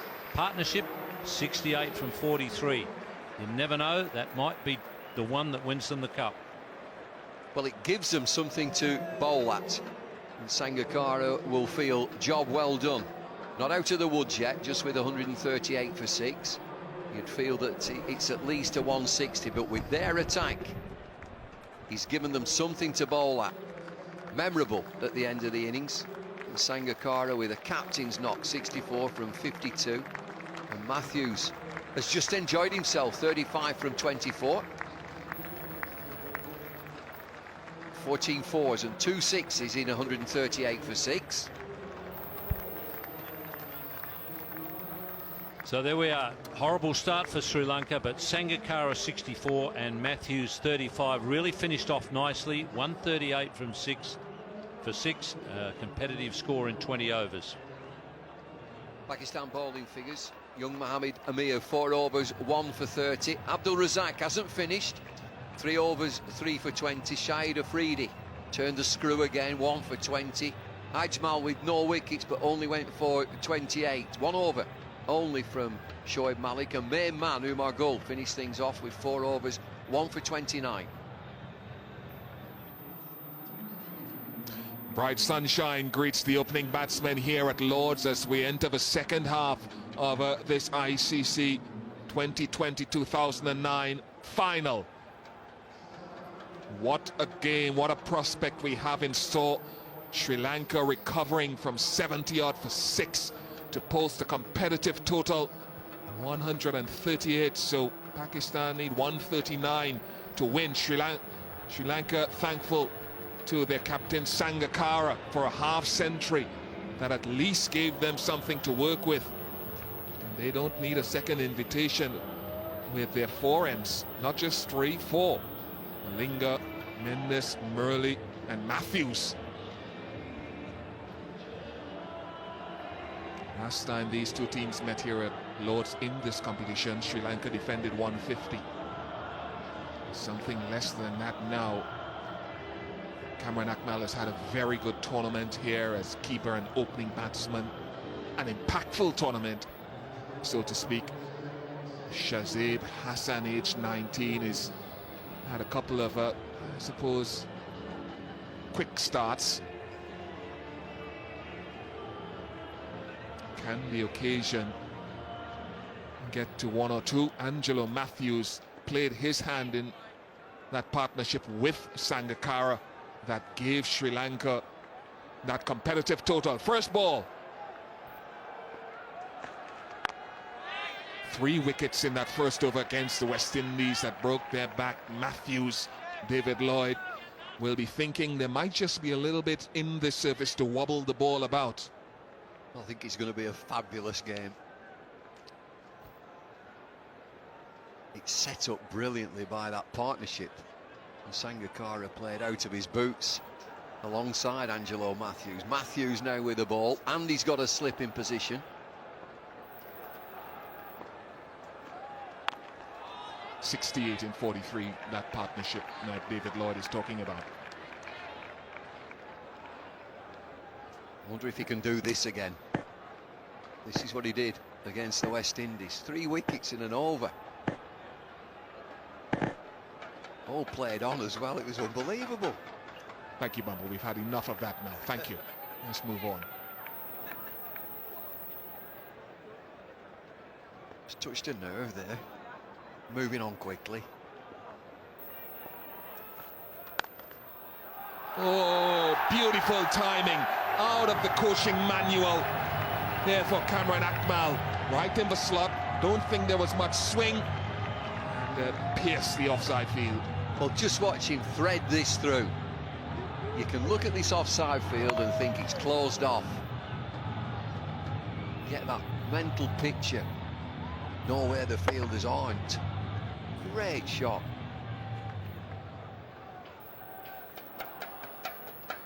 Short fine leg, deep backward square leg. And now he overcompensates, comes a little bit straighter. Matthews. That's punch for 2, and it probably has a lot to do with the start. If there are wickets in hand against Mendes and those guys in the middle, it makes it a little bit easier. Yeah, they'll be looking to put a squeeze on with a new ball. I think to counter that, the way that Akmal plays, he likes to play his shots and take advantage of fielding restrictions.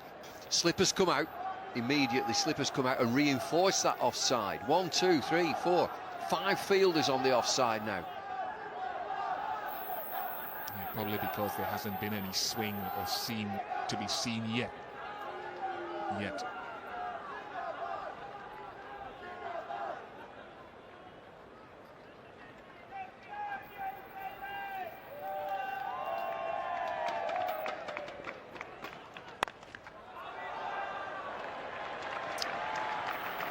So he's in good form, Cameron Akmal. This is against South Africa in the semi-final. Plays some super shots, disturbed South Africa. That's a beauty through extra cover. He's only a little lad, but look at that for a 6. Massive shot.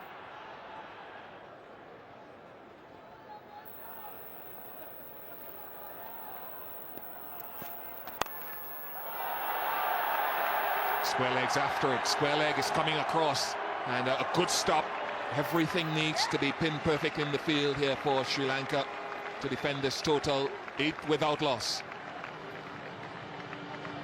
You just know the way that he will play, Cameron Akmal. He's in there, he's got a role for his team, and that's to hit the ball, take advantage of the first 6 overs. He is an accomplished wicketkeeper batsman. He's not just in there as a slogger, he's a proper player. So Pakistan have got to chase down 139 to win with that lineup.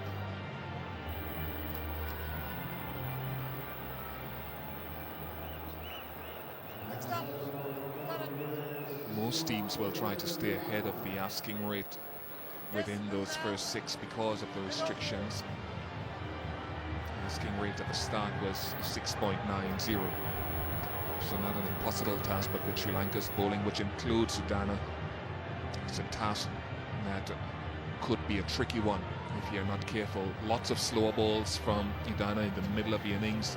Started with his seam-ups against the West Indies the other night, but look out for a slow ball again at some point. Well, Udana could be vulnerable here. When you look at his economy rate of 8.57, you would think that he might be a weak link in the attack. He's certainly got a job to do. Starts with a wide.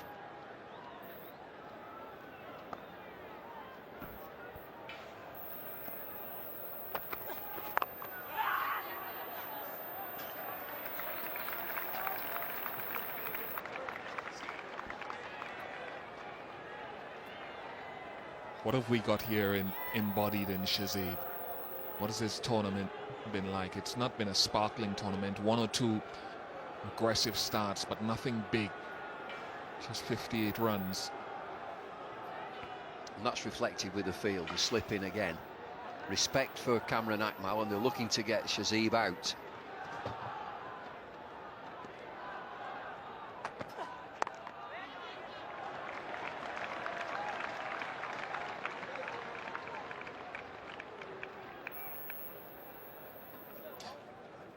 Yeah, he missed a couple of games in this tournament in the middle. Udana, I think he was left out against Ireland. I think he was struggling a little bit with his direction with the slow balls earlier, bowled a few wides, and then came back just before the semi-final and bowled brilliantly. He doesn't have the same pace as the youngster from Pakistan, Mohammad Amir. He operates round about 80 miles an hour, whereas Mohammad Amir gets up into the high 80s, and he bowled lots of short balls, particularly to get rid of Dilshan. Now, I don't think he's got that armoury here, but they're looking at the angle across the right-handed batsman because the slip is still in there. It will be Joe Warden at slip.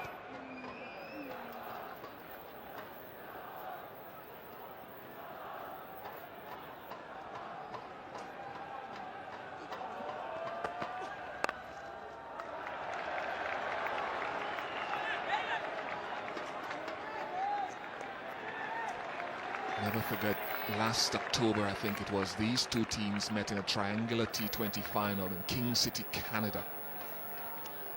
Sri Lanka came out winners, but there was some needle in it. It was a bit far away in terms of importance of a tournament, but I remember Umagul getting tied up in a couple of slanging matches with 1 or 2 Sri Lankans, so there's a lot riding, not only because of that, but because this is the final of the World T20. Long way from home too, in Canada.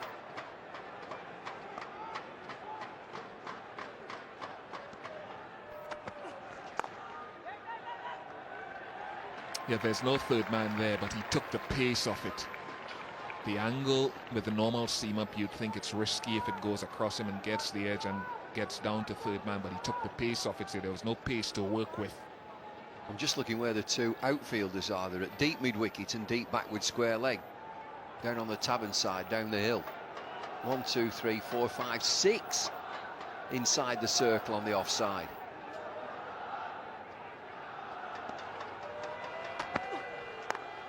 Pace off the ball again. 11 without loss after 2. Well, it finished up a good over there, just 3 runs coming from it. Pakistan need 128 from 101 deliveries. Required rate is 7.11.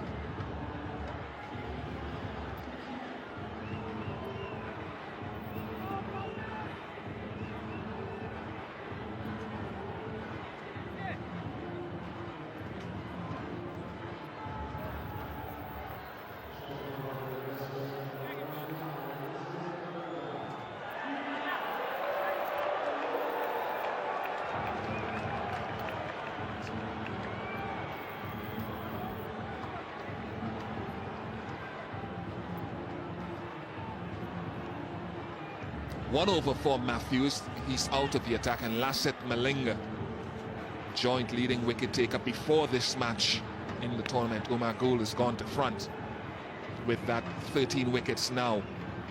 Not sure how often in this T20 tournament that Malinga has bowled this early. Not often. He has been called upon here to try to get a breakthrough, try to create an impact here with this new ball. And no slip. A change of plan by Sangakkara to get Matthews out of the attack. You could say here's his main man, pace bowler.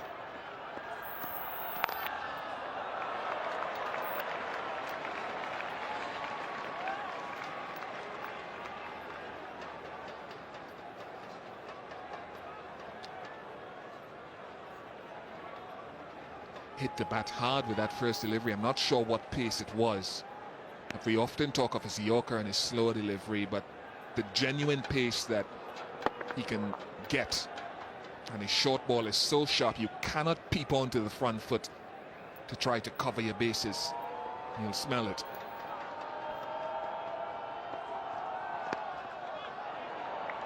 Well, he's so unusual. There are so many emails come in about the action, and it must be disconcerting. It's so slingy, but it's quick. And he's just a short chap. He's not very tall. But watch out for that slow delivery. It's a real trump card for Sri Lanka. Here's the action again.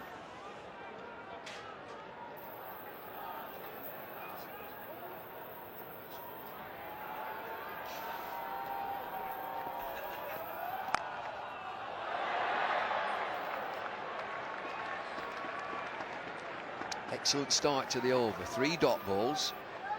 Malinga comes into the attack. He will be a handful. I wonder if we're going to see Jayasuriya with a ball in his hand. You usually do.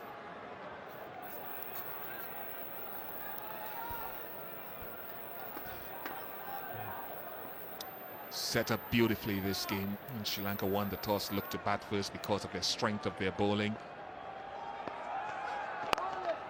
Good start here by Lasset Malinga. Slightly slower delivery, 76 miles per hour.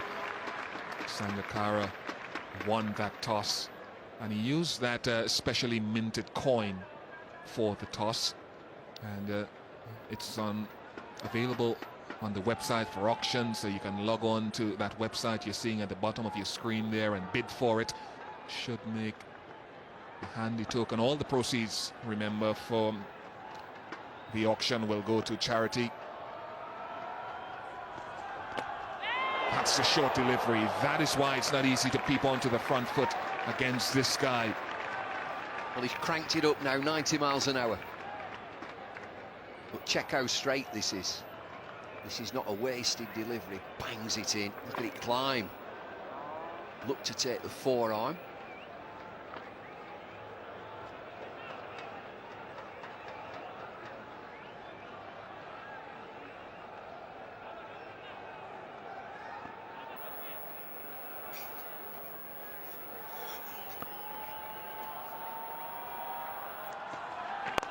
Oh, he sets it up nicely, doesn't he? He sets up that slow ball with the short one. 12 without loss. Excellent start from Malinga. 3 overs have been bowled. It's just 12 without loss.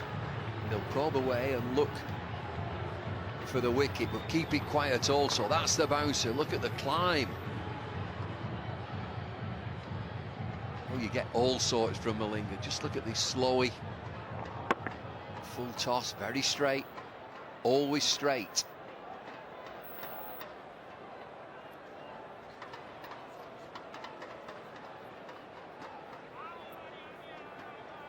He wants a drink already after 1 over, Lassett. That's what I was talking about, why his bouncer has such an impact in setting up his slow delivery and his yorker. Reflect on that short delivery to Shazib. Shazib was actually peeping onto the front foot. Shazib is getting some treatment right now. There's a hold up in play because Shazib is getting some treatment on his hand because of this. Look at his upper body. He's peeping onto the front foot. That's a slower delivery. Because he's trying to sort of set himself up the short ball. He was peeping onto the front foot as well.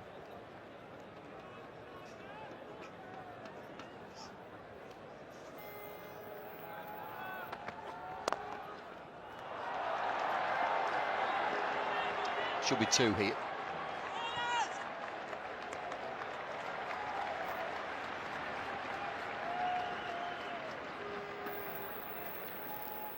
Saw the slow ball, and look at Shazib here. He's barely picked it up, really. He's beaten him for pace, and then the slow delivery came exactly behind that. So he knows how to set up an over. Important for any young bowler. It's not just full variation. You have to set it up.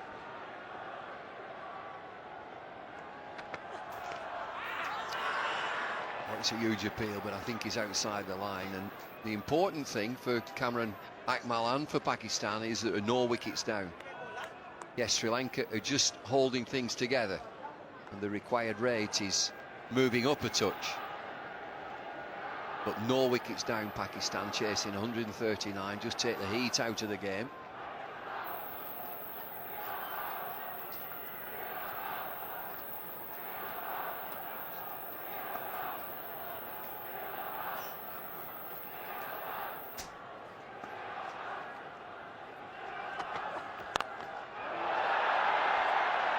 It's high. Shahid Afridi took a good one. Shahid Afridi took a good one earlier in the tournament. Matthews is a very good fielder, and it would have needed something spectacular. It was always going away from him, but look at the commitment to it.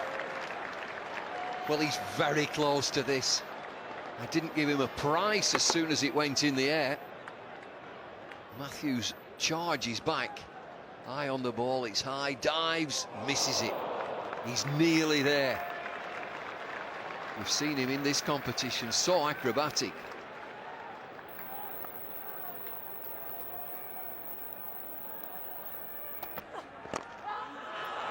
There's no one at fine leg. There's no one anywhere near to it. And it's a little bit lucky for Shazib, but it's 4 off the inside edge. Well, security guards can throw this back. There isn't a fielder anywhere near. Murali is at deep square leg, squeezes this inside edge through his legs. Well, the groundsman, the security guys can throw that back. 9 from the over so far, 4 deliveries gone.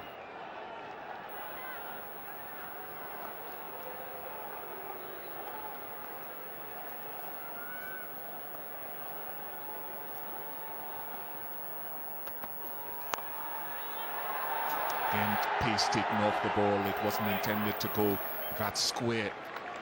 He got away with it, even if he was beaten by lack of pace. We've seen Sri Lanka change the plans with Malinga into the attack early. I just wonder whether they will be fretting right now because they haven't taken a wicket in these first 4 overs.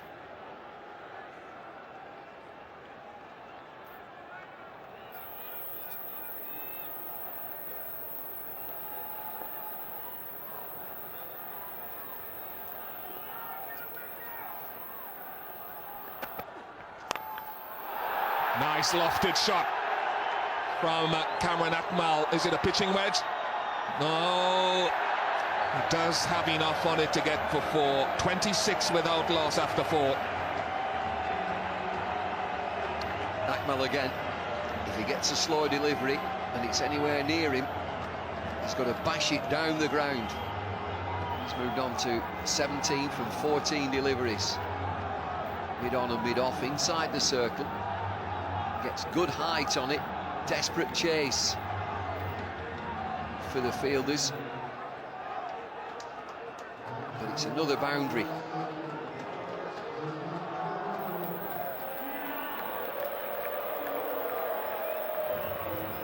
It's a good effort from Lassit Malinga. But all in vain. The refreshing thing for Malinga is that he doesn't have to now rush from the boundary at the pavilion end to come to bowl here from the nursery end, because Murali has the ball. Changing things around here, Sangakkara, because he recognises 139, which is the target. It's not as much as he would have anticipated, but still something to work with. Great tournament from Murali, great economy rate in this tournament, if not as many wickets as 4 or 5 others.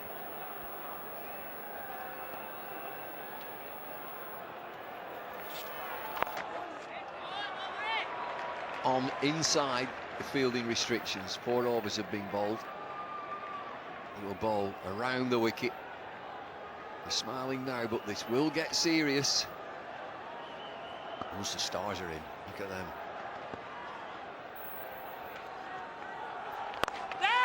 Catch, it's a cry, but it falls short.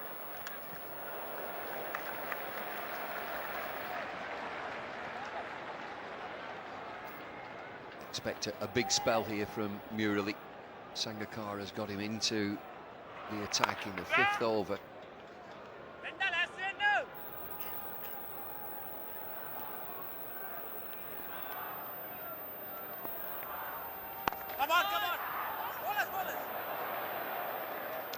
They haven't been able to get ahead of the rate. They're just going along at 6 and over. The asking rate now is 7.23. So even within the restrictive overs, Pakistan haven't been able to get ahead of the rate. They've got all the wickets intact, mind you.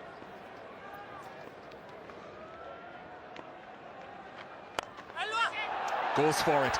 It was beginning to be a time of frustration for Shazib and Akmal. All relative, though. Gets away with it. Well, it's all about in the mind, you would say, in a final. The team batting second. The significant thing for me is that Pakistan have not lost a wicket. Required rate has just increased to 7.17 from its original 6.95.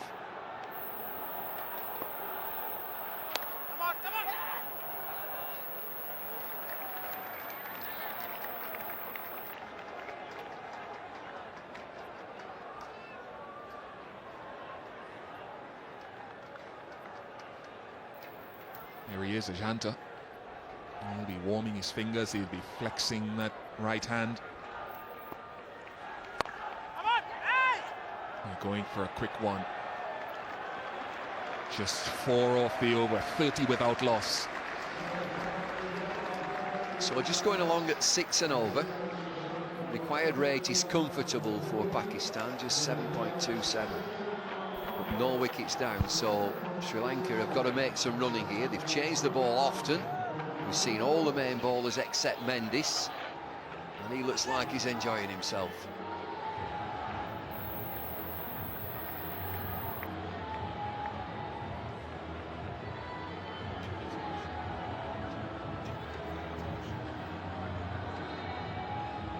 Neck and neck, you would say. 109 required from 90 deliveries for Pakistan. Well, this is exciting stuff.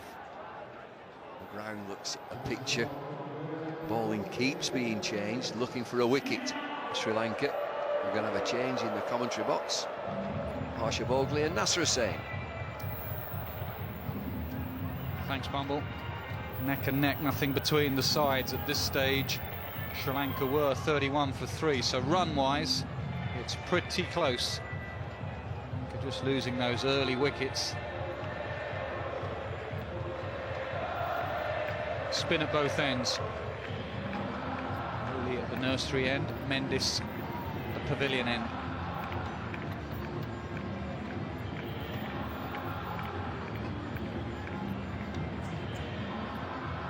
Pakistan pick Mendis? They'd have seen a bit of him, Akmal in particular. Seed wouldn't have seen a lot of him.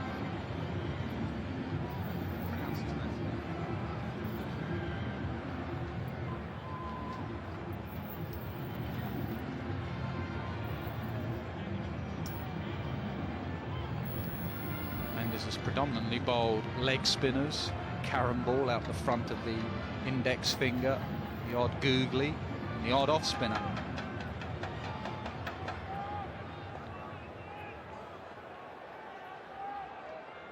It's a big phase in the match, this. It's been quite the outstanding bowler of the tournament. Yeah, there have been quite a few good bowlers in this tournament. The aspect of the tournament that's pleased me more than anything else is that a format that started off being described as the graveyard of bowlers, and they said, like the dinosaurs, the bowlers will get extinct the more T20 we play. Well, they found their own way back. In fact, the two best bowling sides are playing the final. Yeah, the top 5 leading wicket takers in the tournament. There you go. All playing: Gul, Ajmal, Mendis, Malinga, Afridi. Think about having a slip in. Not for that shot. Have someone in the crowd. That's a big advantage of having someone like Kamran Akmal who's always looking for the big shot. Block around a little bit. 6 number 163. 77 meters, that's 6 into the stands at Lord's. This is just the kind of start that Pakistan wanted. When you're chasing 135, 140, especially if there's been a huge fight back from the side that batted first, you don't want to lose a couple of wickets and be pushed on the back foot. And that'll run away too, down the slope. Looking good for 2 at this stage. They've got the momentum, haven't they, Nasser? They didn't want to be some 5 for 2 in 2 overs. No, you're right, especially after those last 5 overs in the Sri Lankan innings. There's the 6. Akmal's nailed it, the slog sweep. That will ease the nerves, the pressure of a run chase in a final, especially when you lost the last one. Need boundaries to ease the pressure. That's why I'd like to see a slip in, because with the slope coming in, you could just tickle one past Sangakkara. It's interesting, he's either bowled the ball that goes straight through, or he's bowled the little leg break that he bowls. He's hardly ever bowled the off break. He's bowled the odd wrong un, he's spotted the wrong un. It's probably his version of the off break anyway, but he used to bowl a very good off break too.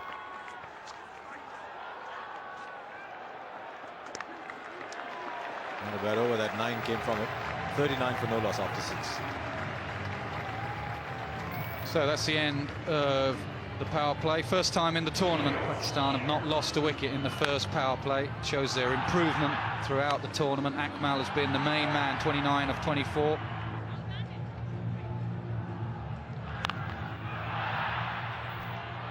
And what Shahzeb has done very well is not to play the rash shot.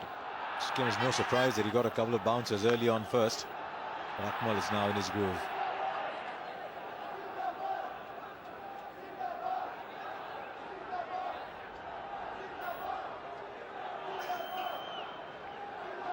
That's the difference between the two sides. Sri Lanka had made only 5 runs less, but the heart had been ripped out of their batting by then. 34 for 4. But I'm not sure they'd be delighted with the score, but they're delighted with their fight back. 138, they made 59 of the last 5. Just wondering if there was a move there. Thought I saw Afridi sat next to the captain, Yunus, and he was just promoted up to the front of the bench. Maybe Afridi will come in, yeah, maybe. Maybe he's gone back. Maybe he's just checking out the view. I wouldn't be surprised at all if he comes in next.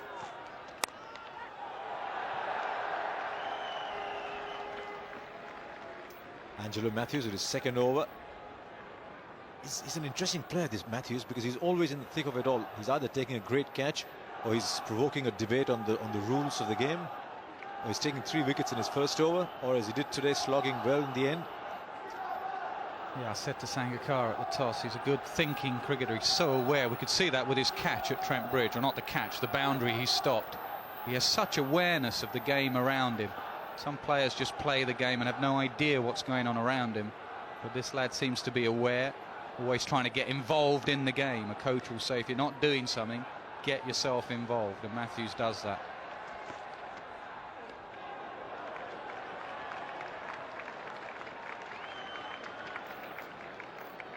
I suspect Shahzeb Hassan's normal attitude is to go for the ball.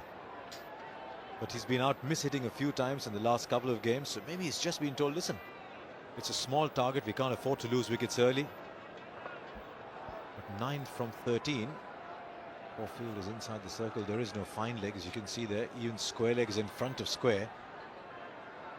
And long off and long on. Gee, what's the world coming to? No one's going around to help him because there's no one around the bat anyway. Wouldn't have a nice if you're playing the subcontinent, there'd be 4 people around you jumping up straight away. I'm not sure anyone would be doing your lace up for you. Maybe tying them together. Wow, has that gone out of the game?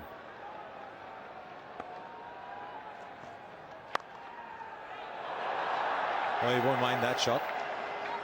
Just a single puts Akmal back in strike.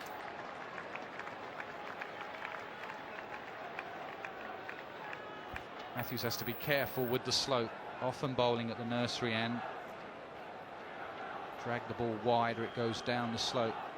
If the bowl a lot straighter, Akmal will thrive on any width. He's very strong over extra cover and backward point. There is the slope. From right to left, as you can see. He's backed himself to play that shot. He would have been kicking himself if it had gone to the fielder, but he backed himself to clear it and cleared it in style. This is now turning out to be a match-winning opening partnership. Well, I picked up Akmal's bat this morning. It is a massive bit of wood. It has thick edges on it. I'm not sure if this was anywhere near the edge. It was outside off stump, and he backed himself to go leg side with the slog sweep. That is superb batting.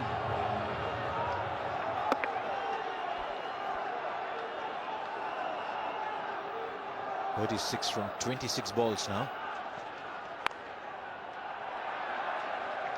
They've dominated the early overs of this game, which so often set the trend. The bowlers with the ball in the first 6, then the batsmen already in the first 7. Sri Lanka won the last 5 overs. Pakistan don't want to go that far.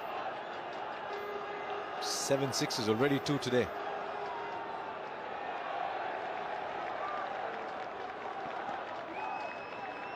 .11 dot balls out of 27.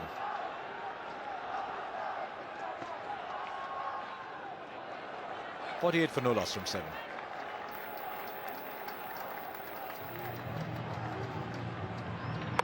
.75 metres at last 6. His biggest has been 77 today. Similar shots, the slog sweep. You look at that shot and you say that's a pretty decent size 6. Then you put in perspective the fact that Gale hit 105 meter 6. 5 at this ground would be in the top tier.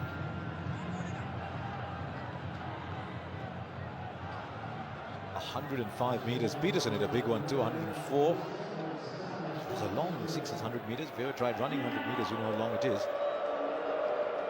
164 sixes in all. This is only the 27th game. This is interesting.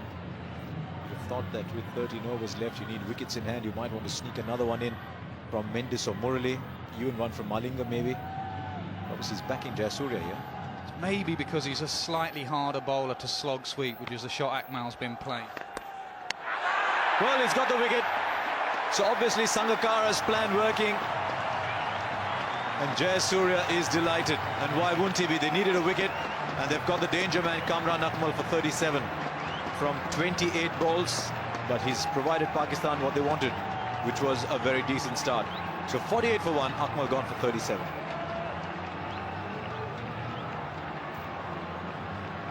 Realising that Jayasuriya is harder to slog sweep because of that low arm, he skids on. So he went down the pitch and it just drifted in from that low arm angle. Great work from Sangakkara. The veteran didn't get many with the bat, but he's performing with the ball.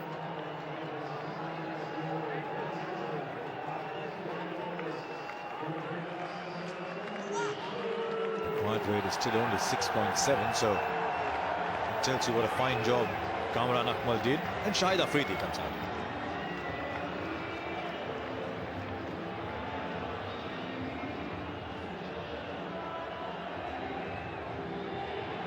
So now, so the journey to the back bench didn't quite draw the conclusion we thought it would. It's a backbencher. Yeah, this is a good move from Pakistan. Half an hour of Afridi, game over, tournament over. Boom Boom wins it for you. Still got the likes of Yunus Khan and Shoaib Malik, the experience down the order. What's the world coming to? Just a deft little flick for one. But here's a wicket again. You find he's come too far down and almost yorked himself. Also the drift. Tried to go leg side of it and it kept coming at him.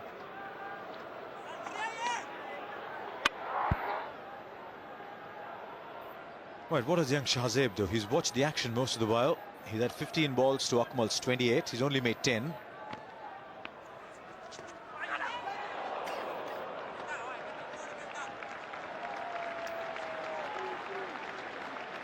And he'll watch Afridi bat.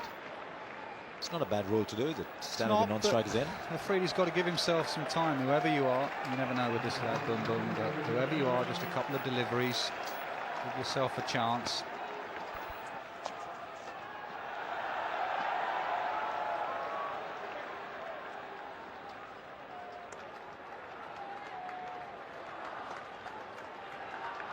Just 88 from 74 balls. He can afford to play like this for a while. Afridi's telling him to hang in there. Yeah, I wouldn't overdo it though. Harsha, they're ahead of the rate. They've got to stay ahead of the rate. In a final, I wouldn't leave too many. I wouldn't be blocking too many like that, young man. Stay ahead of the rate. Malinga in the last 2 or 3 overs. Murali, Mendis. Take the runs now. Don't leave it till the last 3 or 4 overs.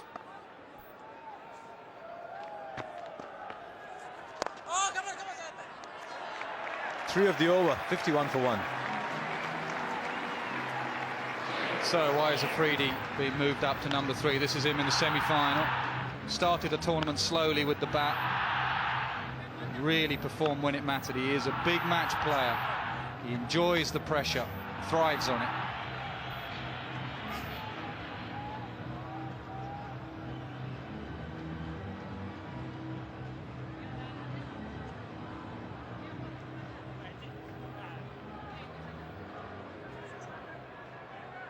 Average of 24.8, excellent strike rate.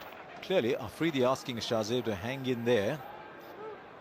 This is a bit like telling him, do as I say, not do as I do. I enjoyed that moment. Now what's Afridi going to do himself? Mendis comes on. And there's a slip. Nasr like that.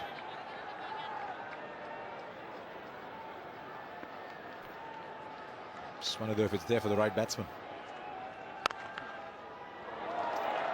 It's going to be difficult off Mendis, but we've seen there Hassan's stats, 10 off 18 deliveries.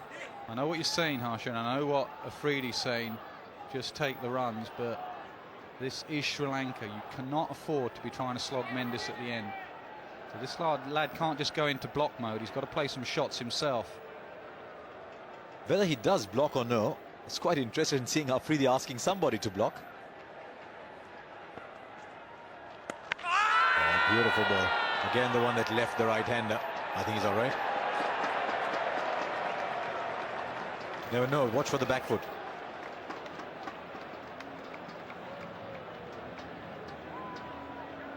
Again, Hassan not picking Mendis.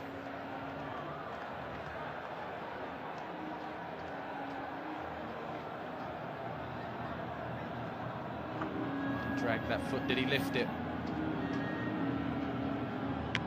Does go up in the air slightly, does come back down. Very difficult one for the third umpire. At what stage is it up in the air? Just there. Probably going to have to go to the stump camera. Very difficult. Sangakkara's done here is he's taken the wheels off in that very little time that there was. Couldn't have been up there for more than a fraction of a second. Does it actually go up or does it just slide it back? Shadow of the bail there, you can see. I think he's going to be okay. Third umpire Steve Davis agrees. So does everyone in Lahore and Karachi. 52 for one, asking rate 7.5 and over now. I wonder if you just play him as a leg break bowler now, but he does slip the odd one straight through.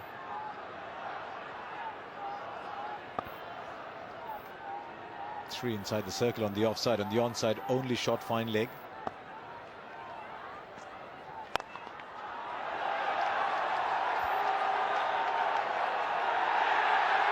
Pull back in for a couple. Or did it go all the way? It went all the way. That's more like it. Hassan realizing he can't just push and prod. Got to play the big shot. He's got to back himself. Play him as a leg spinner. Hit down the ground as a leg spinner. If you get done by the off spinner that's going up the slope, bad luck. But really back yourself. And that's excellent batting. He realized he needed a boundary and Pakistan needed a boundary.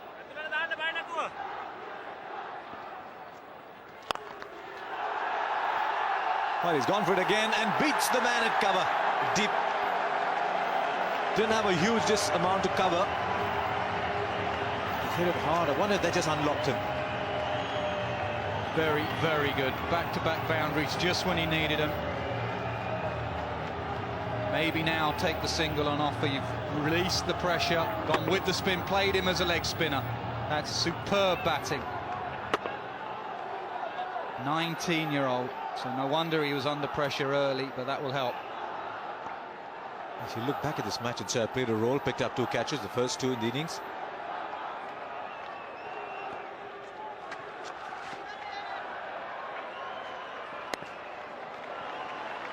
He's darted across for the single. Just have seemed in doubt early on, but made the distance very quickly.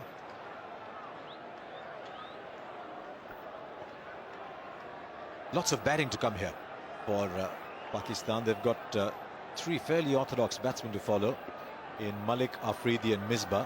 Then there's Abdul Razak, Fawad Alam. Lots of batting. It's looking more and more like they're going to be celebrating this evening. That could be 2. Yes, it is. Shahzaib calls Afridi back. 12 of the over at 63 for 1. Just the over Pakistan needed. 12 from it. Afridi happy. Youngster happy. Good shot selection. 2 4s in the over, and then the running was good. Look at that. Just get ahead of that red graph. Stay ahead.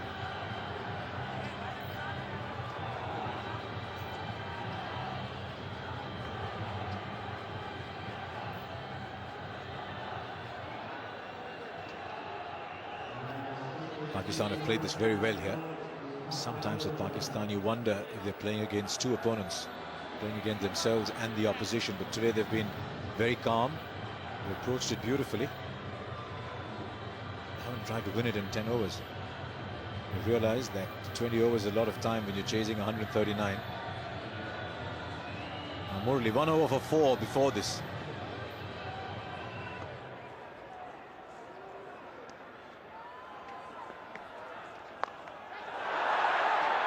Straight to short fine leg and easily taken. So Jayasuriya takes the catch once again. Murali to the rescue, and Shahzaib's ICC World T20 is over. 19 from 23. Simple catch right on the edge of the 30-yard circle. Pakistan lose a 2nd wicket, but he did all right, Shahzaib. 19 from 23.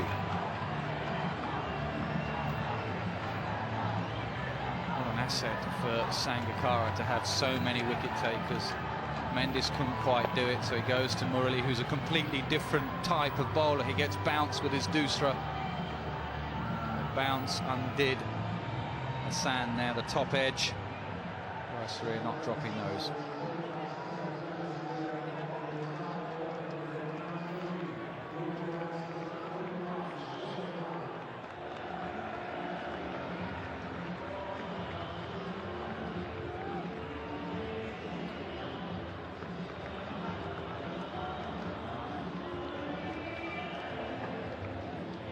Next man in is Shoaib Malik. ICC strike rate 101.7. He won't exactly set the stands on fire, but he's a cool customer. And you've got Afridi at the other end. You really don't need to do anything stupid. What's Afridi going to do against Morelli here? This could be a fantastic contest.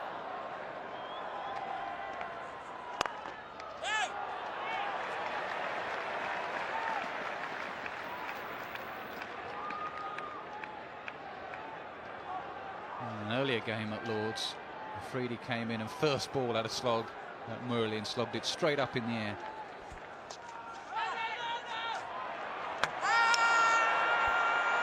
Now Jayasuriya and Sangakkara think there's something here. I don't think Simon Taffel's gone for the replay, but Jayasuriya was very worked up. Well, Afridi just dobbed his bat in. There's the wicket first. Top edge sweep. And I wouldn't mind looking at that run out again, because Afridi just put his bat in at the last second.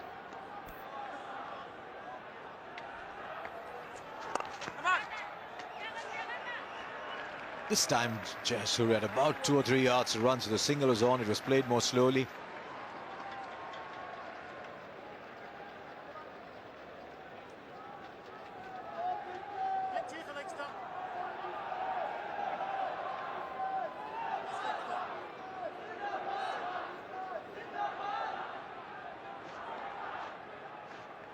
Let's have a look at that run out again. Jayasuriya, dead eye with the throw. Oh, he's way back.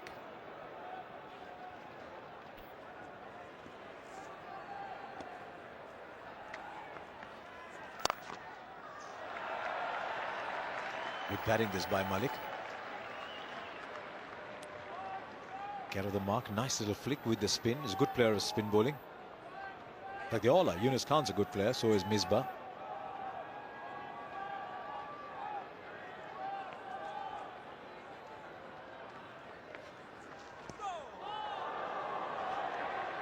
Always got something new to offer Murali. 65 for 2 from 10. 74 needed now from 60 balls. 8 wickets in hand. You've got to back Pakistan from here. Stranger things have happened in the game.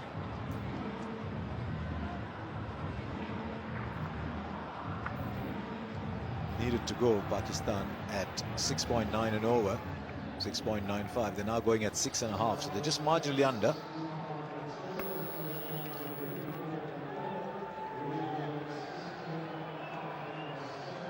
They're everywhere today. This is a huge crowd. Lords provided a beautiful day today. In the commentary box now, Ian Chappell has moved in with Ranil Abhinay. Thanks, Harsha. Well, nicely balanced this contest. Sangakkara realising that he's got to get wickets. He brought Murali back last over. He got a wicket. Now he's called for Malinga.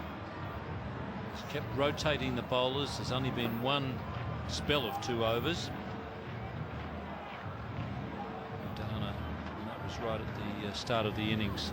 So he has been swapping his bowlers around, looking to get wickets and probably find a combination.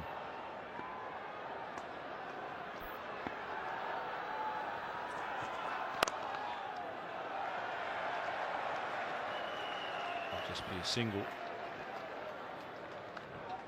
Yeah, Sangakkara knows that every time he gets a wicket, it'll push Pakistan back, and that's the way to go here. He's almost made 1 over changes over the last 7-8 overs. He's used Matthews for over, used Mendes, used Muralidharan. Now he's brought in Malinga. He's managed to pick up 2 Jayasuriya also, and he picked the first one.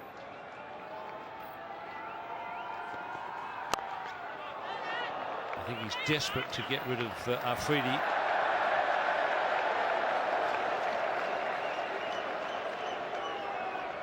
As he knows there's plenty of batting to come in the Pakistan lineup. Is it Malinga? Desperate effort there. But a well-taken single. Afridi and Malik. Afridi 7 of 9 and Malik 2 of 2.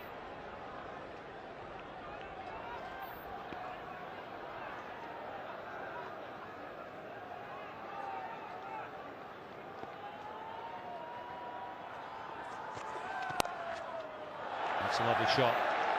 Very calm player, showed Malik.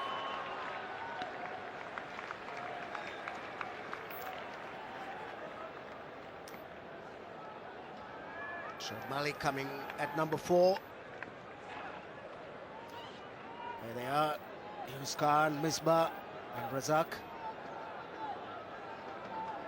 They've all gone well in the tournament, well over 100. Each one of them, that's their strike rate. And the all-rounders, Razak and Alam.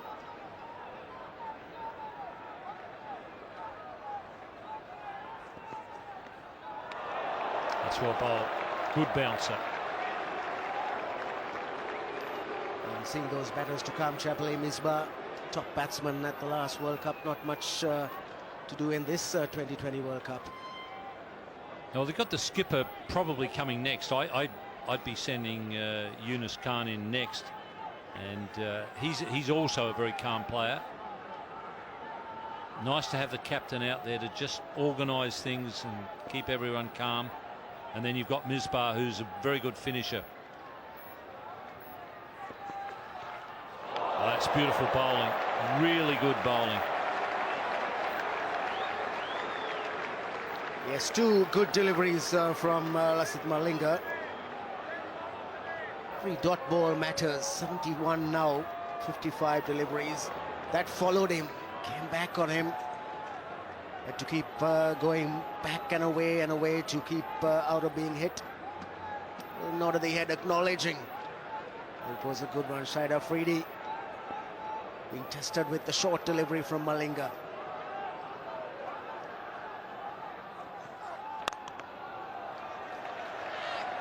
You're looking for 2. Malik says no. So Afridi retains the strike. 69 for 2.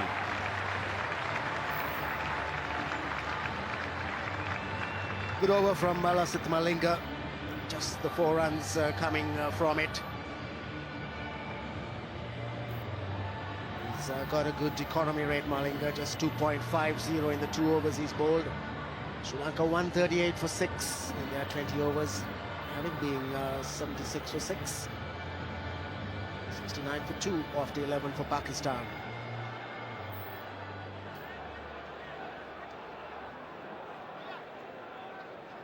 .70 from 54 is the quest for Pakistan. Sri Lanka still needing a wicket or 2 here. That I think desperately need Afridi, because just a couple of big blows from Afridi could change things. Once again, Sangakkara not giving the batsman the opportunity to settle into facing one bowler. 1 over from Muralidharan. Out he goes. Jayasuriya comes in.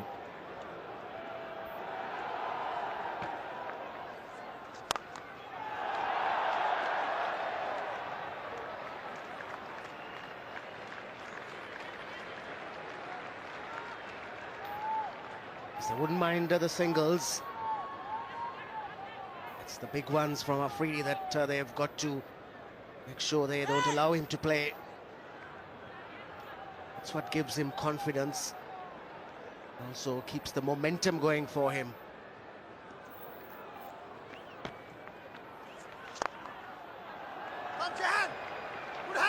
Likes to use his feet to the spinners. That's what he'll be looking to do. That's his job for a little while. Just keep pushing the singles and let Afridi loose.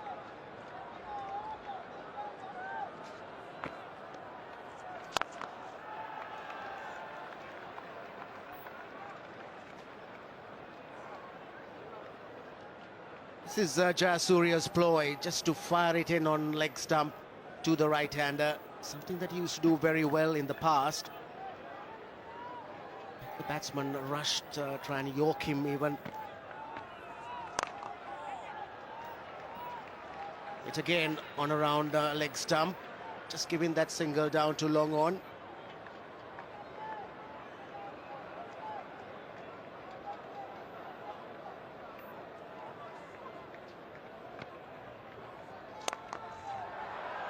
Afridi's looking to whack him through the offside, but so far Jayasuriya has been relentless on that leg stump attack.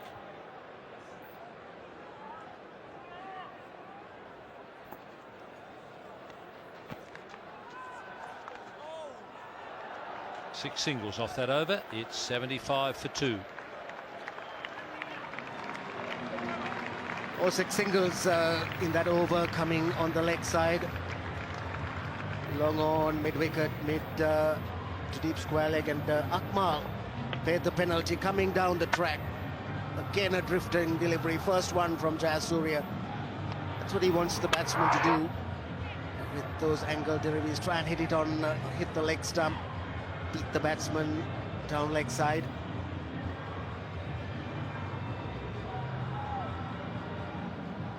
Almost a few glum faces there in the Pakistan dugout, but I don't think they've got anything to be glum about at the moment. 64 from 48 is what they require.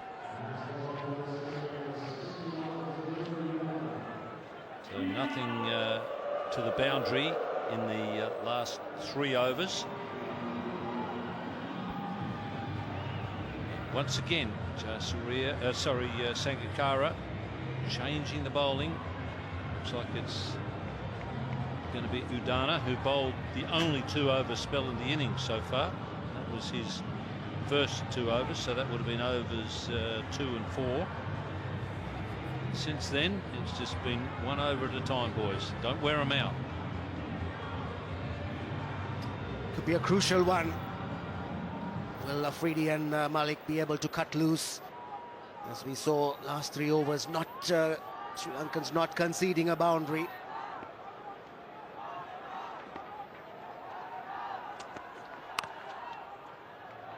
Malik quite content to get the singles. Hasn't been for the lack of trying in Afridi's case. He's been hitting the ball hard, but so far he's been picking out the fielders.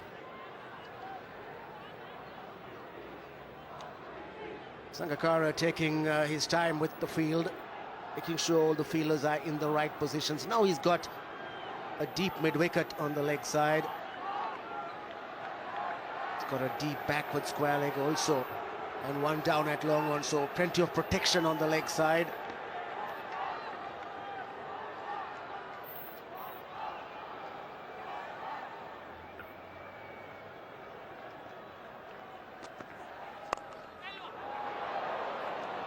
It's a slow one, and he's just scooped it to mid-on. Mid-on is right back on the rope, so an easy 2. You'd say normally that no third man is a bit of a danger for a left arm over the wicket bowler, but Udana bowls so many slower deliveries like that one that he's going to be, well, you're not going to be hitting him to third man with any pace if you edge it or play a little late cut. There's also no fine leg.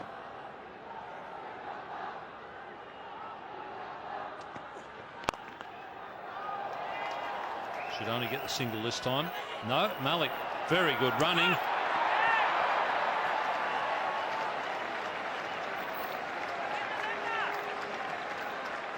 As they pushed long on to get the second, did well. That's something that the Sri Lankans can ill afford at this time. Once again, a slower delivery. Afridi scoops it out. Shoaib Malik, watch him, how quickly he turns. That's where he was able to get across quickly, because the quick turn. Yeah, but that's that ridiculous law. The batsman was, he was 4 yards out of his crease when the ball was delivered. Whoever changed that law should be shot, because what you're doing is allowing the non-striker to cheat.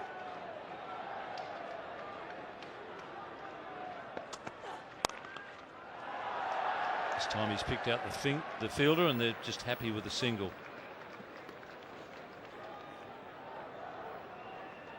So far, much better over for the Pakistanis. 6 coming in for deliveries.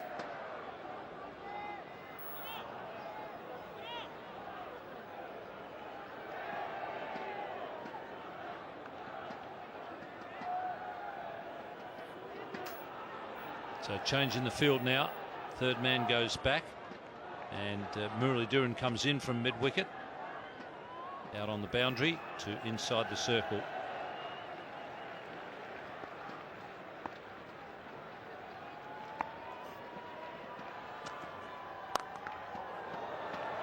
And he just reached that one.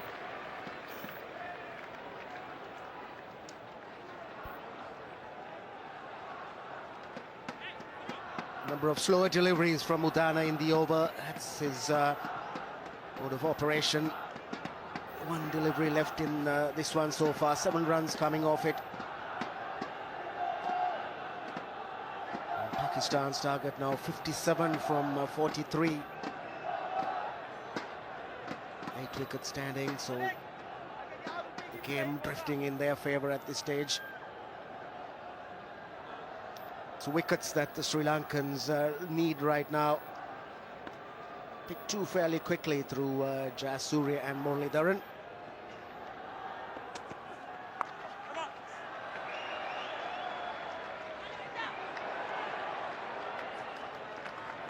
So it's 83 for 2.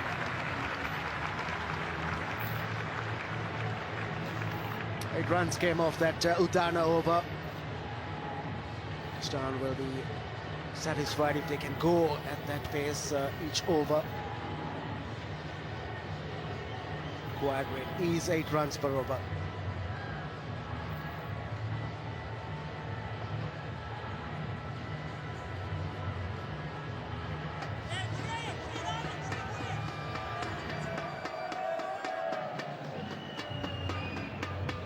Well, Pakistan going along comfortably at this stage, mainly because they've got plenty of wickets in hand. You can see Sri Lanka were in trouble losing wickets. In fact, it was the end part of their innings where they didn't lose any wickets and they gained a bit of momentum. So by this stage, Sri Lanka had already lost their 6 wickets. That was what slowed them down early. Sri Lanka need to do the same thing.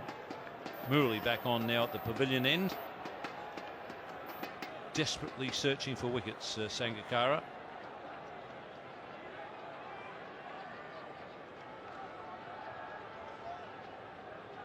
He's starting the 14th over, and so far in terms of boundaries the Sri Lankans have done pretty well. Afridi, he's got hold of one. Yes, and as I spoke, boundary is the 6th boundary in the innings. 2 sixes also. 3 sixes in fact. This definitely eased the pressure for Pakistan. A boundary in the first delivery. Afridi picked that one up, pitched on around midland leg stump, and he hits it between mid-wicket and long on. Now he's smashed one through the covers. I think he's on a tear here. I think he's got ideas of finishing this off quickly. Yes, it's delighted the fans. Why not? 6 and 4 of 2 deliveries from Muralidharan. Came down the track, gave himself a bit of room to free the arms.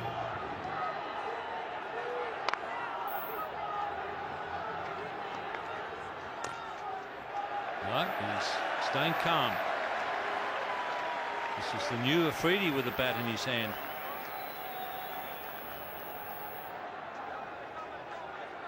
Yes, he's satisfied with the 6 and the 4. Knows he's got the amount of runs required, more than that for the over. That's well placed by Shoaib Malik.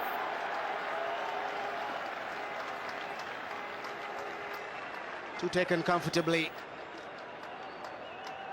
13 runs from the over, very good one so far for Pakistan.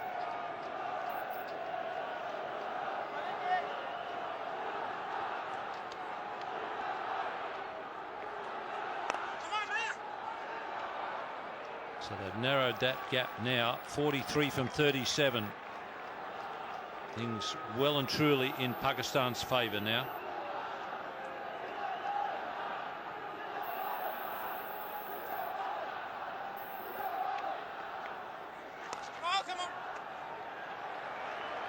It's 97 for 2. An even better over than for Pakistan. 14 coming off it. Pull the required rate back to 7 per over. Pitch playing well, no difficulties against the spinners. It's going to only help the Pakistanis in their chase for this target.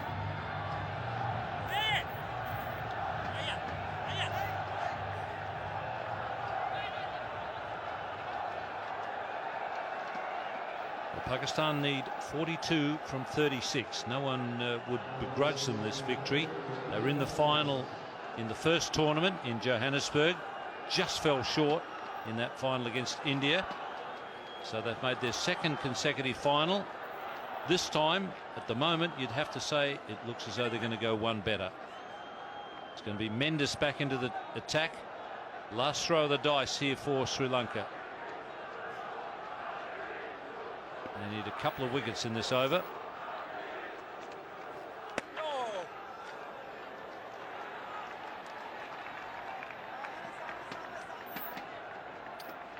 Pakistan on 97 for 2 comparatively. Sri Lanka 76 for 6.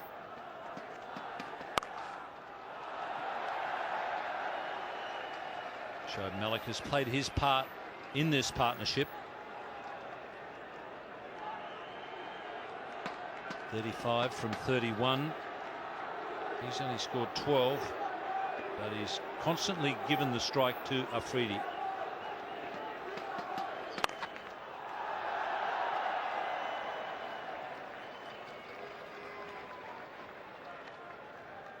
And this has pulled the last couple of balls short. He's hit a couple of sixes on the leg side. But you can see he's got plenty of ones and twos. Oh, come on!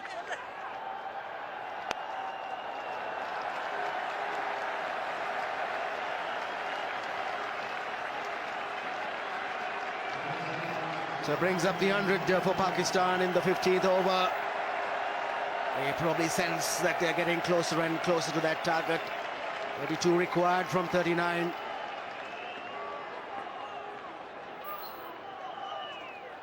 Oh, come on, Menda, Menda! Runs just coming comfortably from Mendes. They decided to attack Murali. That big over with Afridi hitting the 6 and the 4 has calmed things down quite nicely.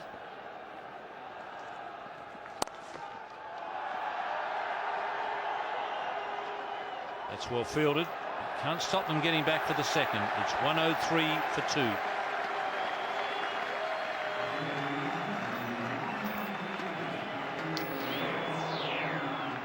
Well, Afridi decided to attack Murali in his last over. A 6 and a 4. Just when Pakistan needed a bit of acceleration, he did it. He's batting with much more thought all of a sudden, Afridi, and he's looking dangerous.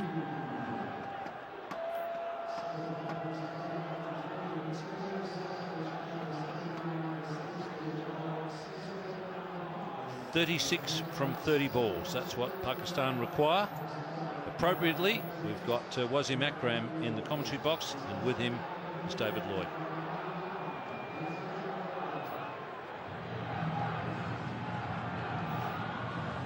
Looking strong, Pakistan. 36 required from 30. Required rate is 7.2, but only 2 wickets down. Afridi has been exceptional again. Big player, big game. Partnership is 40 from 35. What happens now? Malinga comes back into the attack. Sangakkara needs to break this partnership.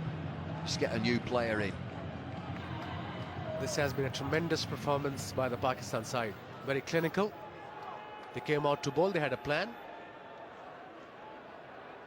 And they stick to their plan in their batting as well. They have 8 wickets in hand and they need 36 runs in 6 overs. 5 overs, sorry. Afridi's on strike. He prowls the crease. He waits for Malinga.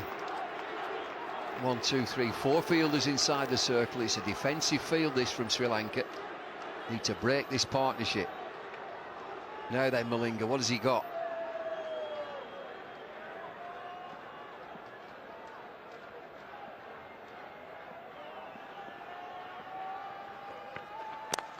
Starts with a full toss. It's whipped away into the leg side single. How do you feel? I'm feeling relaxed now. When Sri Lankan got 138, I was a bit panicky. It was in between score, but now I think they got the game in their grip. 31-35 required of 39. And Afridi again, Bumbo, really showed that he's a big match player. There was a lot of criticism on his batting from last year and a half, but he came out at the right time with the right form. I think the critical thing was when Yunis Khan decided he bats 3. He was in the doldrums, he was down the order, didn't do anything. I said he was swinging like a rusty gate, but since he's got in at 3, he's looked fine.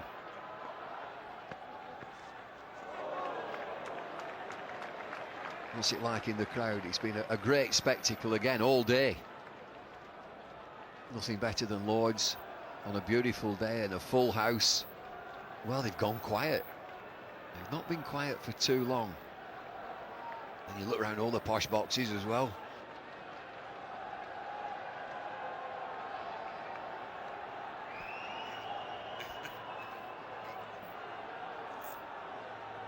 Yunus Khan, next man in, the captain of Pakistan side. Look at the crowd at the background, packed with green flags. Inside edge, they're probably going to rotate the strike. Good thinking. Shoaib Malik also played a nice little knock.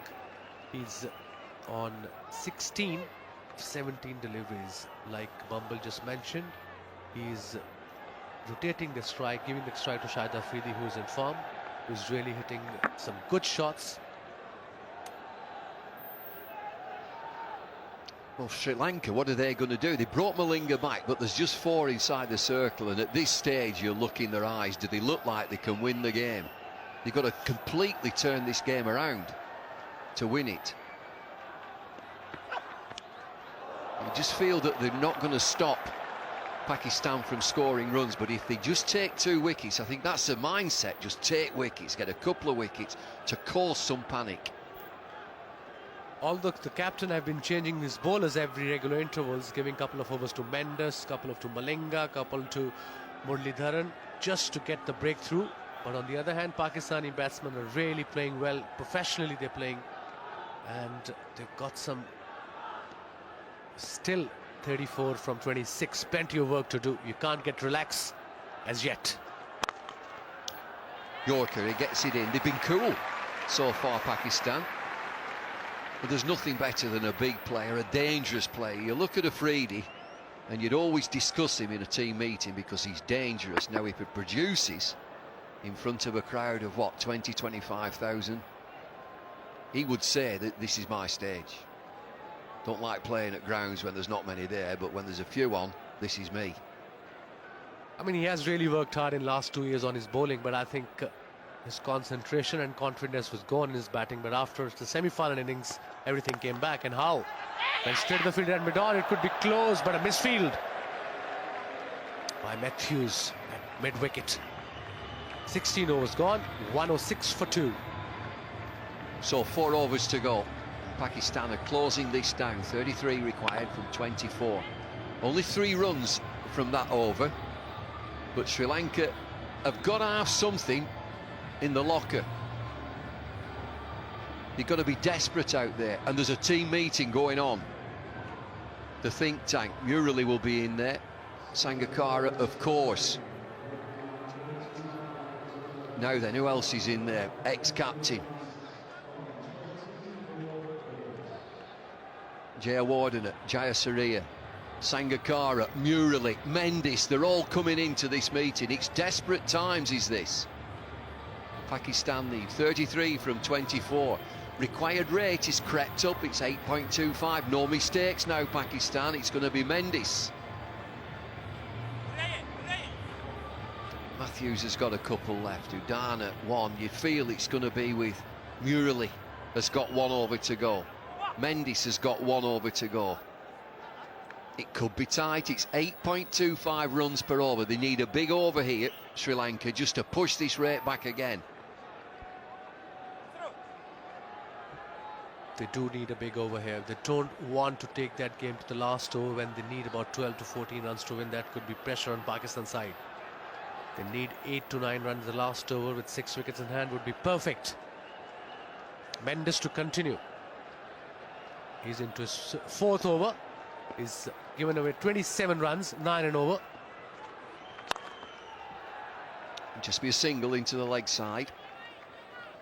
You just wonder, when a batting side, Pakistan, have done so much whether you start looking at the board and thinking nearly there, and then one or two gremlins might just come in. You can't make too many mistakes at 8.35 runs per over.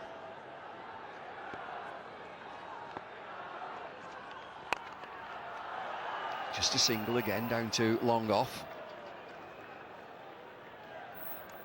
Because after this, there are 3 over left. Mullit got one, Mendes got one, and Matthews probably, Udana probably. So they have 2 main bowlers, 2 overs left by them.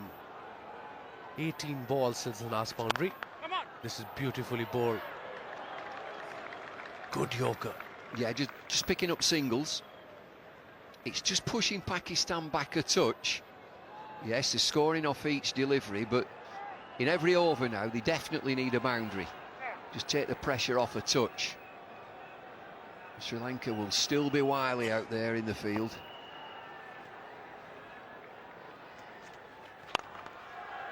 Good use of the feet. They're not scared of Mendes at all. They're coming down the pitch. We talk about Mendes as a mystery bowler, but Pakistan, they're quite happy. They've got clear minds. Coming down the pitch and pushing these singles. 4 singles so far.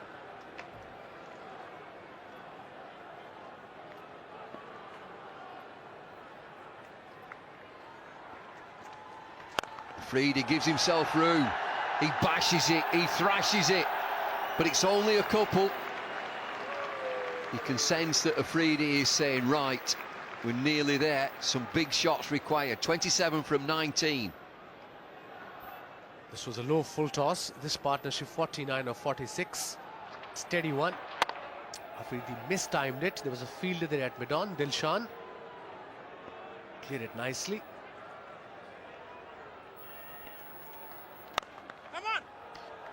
Into the offside, it's just a single. Not a bad over for Sri Lanka. It's 113 for 2. That required rate has increased again. It's 8.67. It's a 50 partnership, but in 47 deliveries. And Pakistan are inching towards this target. They still need 26 from 3 overs. And you would say Pakistan, with that man at the crease, Afridi, 1 big over seals it. But Sri Lanka, if they bowl a good over, 3 runs coming from it, they're banging this game.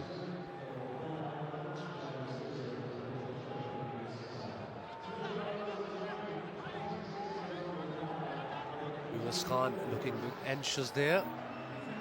26 from 3 overs.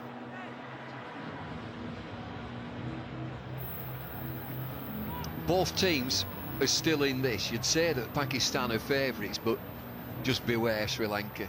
They're pushing this rate up. It's 8.67. If they can just get a new batsman in and a couple of dot balls, things could change. Onlookers, they can't see. They can't watch this. There's Sachin. Good day at the cricket.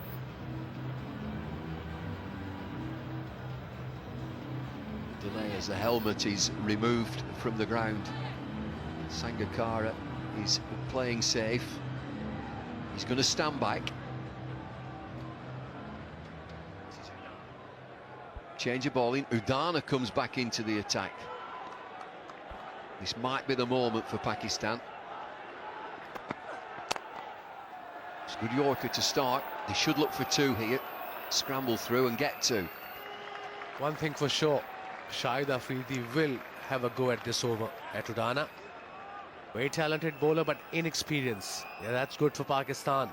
Next batsman ready, Abdul Razak as well. Misbah got padded up as well, and so the captain as well.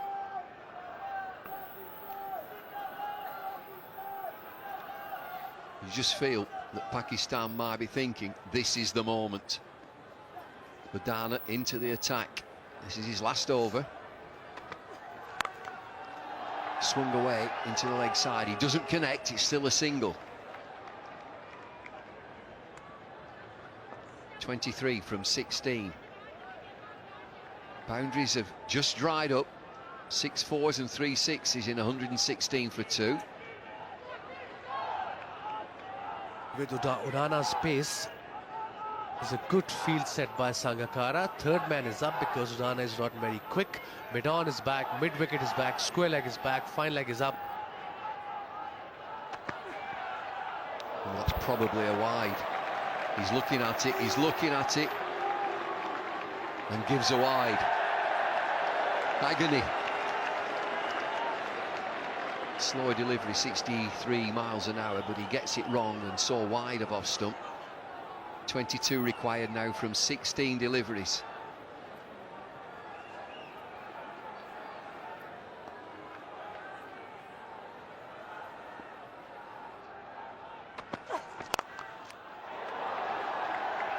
Very straight down the ground. They're looking for two.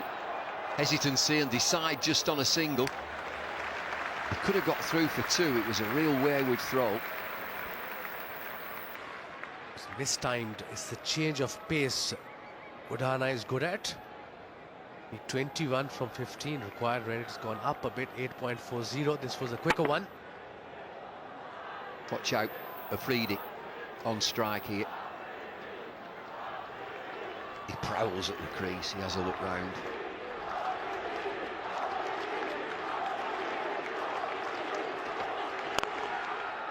Picks his bat up high, but it's a good delivery as he gets a single. They come back for two.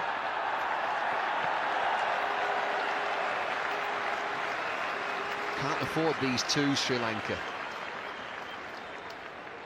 This was good running by Shoaib Malik. Afridi is looking slightly tired, and rightly so. It's a big game. He really bowled well. He's on 42 of 35. That could have been very, very close. He could have been gone. He was ambling at the end of the run. It's good over so far for Pakistan. 7 runs scored, 2 deliveries left.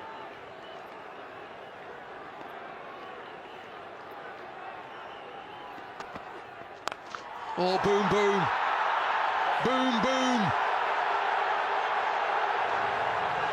Down the Finchley Road somewhere. Huge shot. It's coming home. Pakistan need 13 from 13. I think he sealed it here, Shahid Afridi. That was a great shot. Picked up a slow delivery early on and went with the flow towards mid-wicket region. Literally out of the ground. The minute he hit it, he knew. It's a massive shot by Shahid Afridi. 48 from 36 deliveries, Afridi. Big game, big player. Andy gets another go here. There's another delivery. We talked about seize the moment against Udana. He's gone for 13. Oh, full toss. It might be a no ball, but it's 4. Steered away to fine leg. 50 for Afridi. He's moved on to 52. It's a no ball over waist height. 9 to win Pakistan.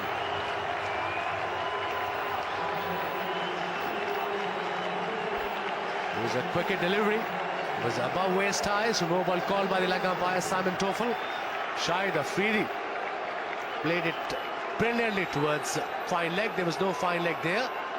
He's in the 52 of 37 deliveries with 2 4s and 2 massive 6s.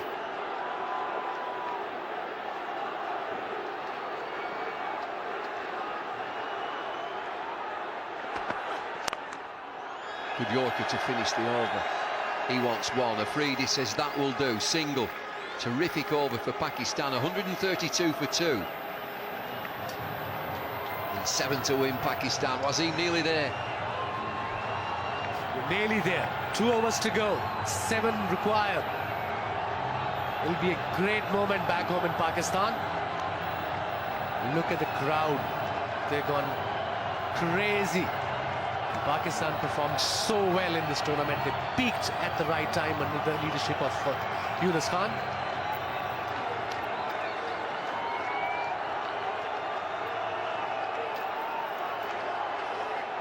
Well, they've been quiet for a little while, but they can sense that they're nearly there, Pakistan. Just tell us what it'll mean for people back home in Pakistan. It'll be a great moment for the whole nation.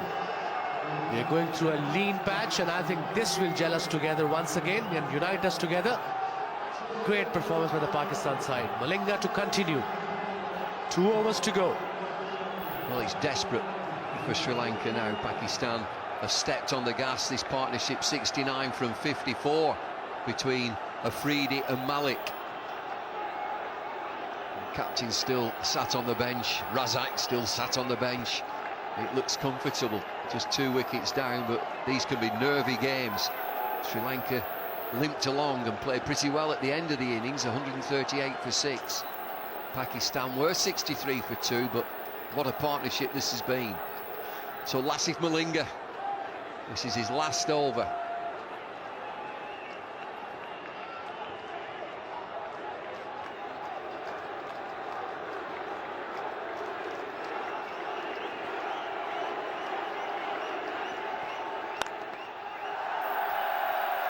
Clear play from Afridi. You just sense that he thinks job done. 1 hit now, just 1 hit wins the game.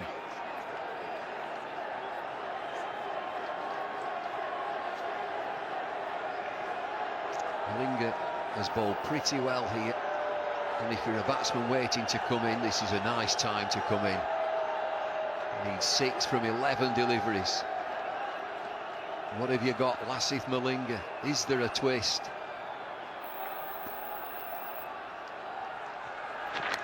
Slow delivery. Worked away down the leg side. This runs away quickly for 4. And he's got a tickle on it. Inside edge. We're nearly there. Pakistan need 2 runs from 10 deliveries. 2 runs away to be crowned the world champions in T20. Slow delivery down leg side. Very comfortably played by Shoaib Malik. Very experienced player. He's on 23 of 21. A gem of an innings by Shoaib Malik as well, giving his support to Shahid Afridi. And the good news is we're going to do it all again next April. T20 ICC Championship again is out in the West Indies in April 2010. Everybody in, stopping this single.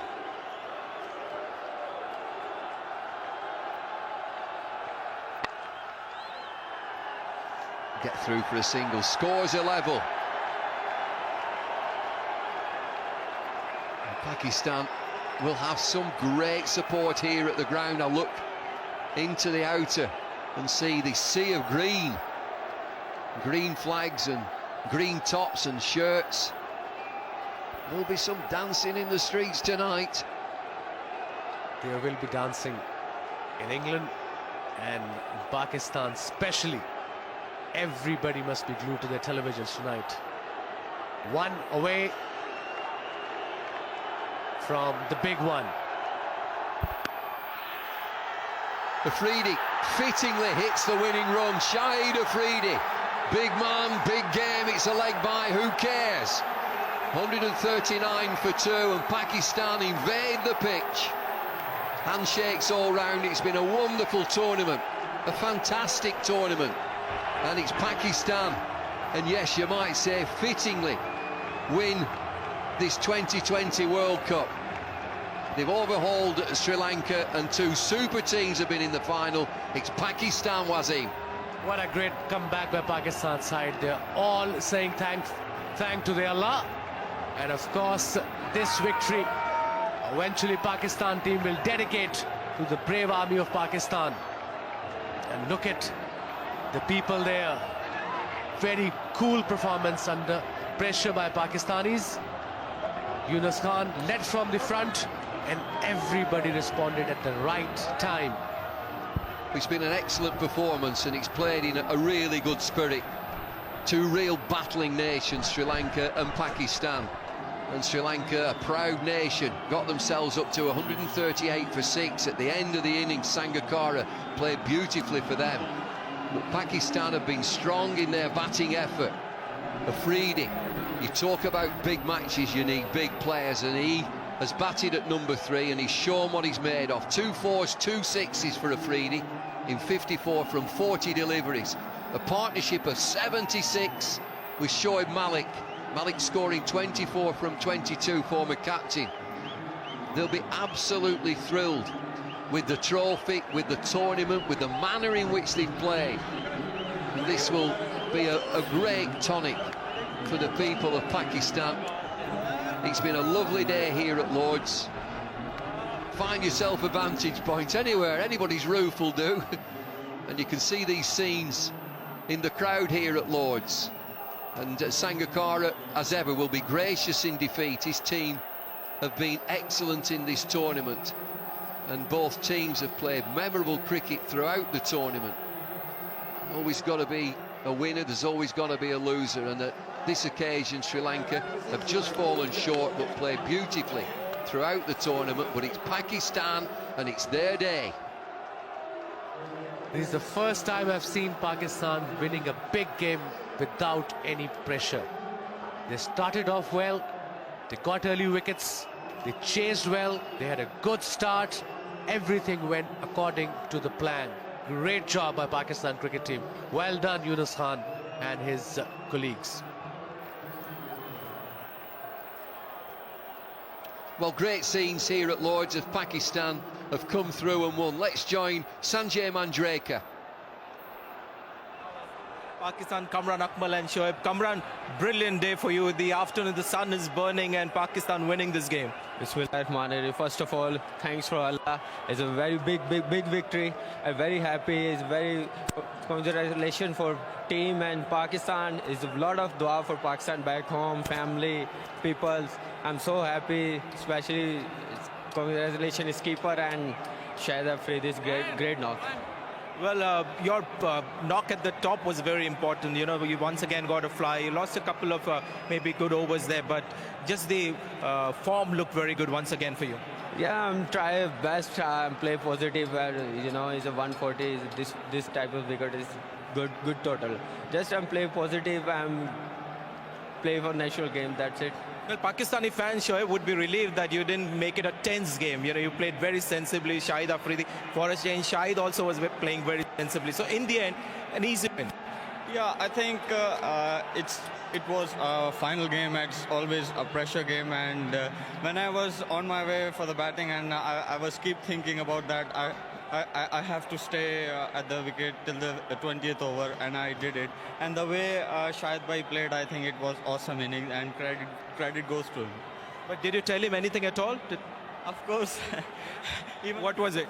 I was keep asking him that please stay at the wicket. If you stay at the wicket, I also get some runs. So please stay at the wicket, and I'm sure we'll finish the game. And he listened everything, and after all, he's a great cricketer. Well, wonderful, Shoaib and Kamran. We can now go and enjoy the moments. So, two terrifically happy lads there. And Shoaib Malik still had his helmet on and saying, please, please stay at the wicket. They did stay at the wicket. And this is it. Malinga hits the pads and they scramble through. And Pakistan have come through. They've won the Cup, they've won the World Championship. They are the world champions of 2020 cricket. Afridi, boom, boom, Afridi does it again. It's great to see the young lads in interview there, and Kamran Akmal was thrilled at the success of the team. Well, it's a sprint to the finish, isn't it? Look at the young lads, the lads who haven't played in the game, charging through. Afridi will be the man. Umar Golu's bowled beautifully in this tournament, leading wicket taker. They've all played the part. It's been a very good team effort as this. Wasim, you must be very, very proud. I'm really proud. Such a young side led by a young leader, and of course Shahid Afridi, the most experienced player in Pakistan side, showed that class is forever. Kamran Akmal stumped Sangakkara, bowled Jayasuriya 37, Shahzeb Hassan bowled Muralidharan 19, Shahid Afridi 54 of 40, Shoaib Malik 24 of 22, a very sensible knock by him. Sri Lanka bowling figures. Angelo Matthews 2 overs none for 17. Udana went for a few, 4 overs for 44. Malinga was mean and miserly but didn't pick up any wickets. Murali had the 1 wicket. Sanat Jayasuriya had the other. No wickets for Mendes. So here we are at the final of the World 2020. It's Pakistan that have won. Sri Lanka 138 for 6. Sangakkara outstanding with 64 not out, and Angelo Matthews with 35 not out. But in reply, Pakistan 139 for 2. A memorable innings from Shahid Afridi and great support from Shoaib Malik. Pakistan have won by 8 wickets.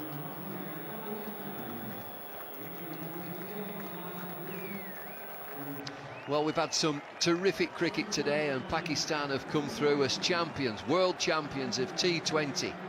We'll be away for a short break, but we'll be back with the presentation.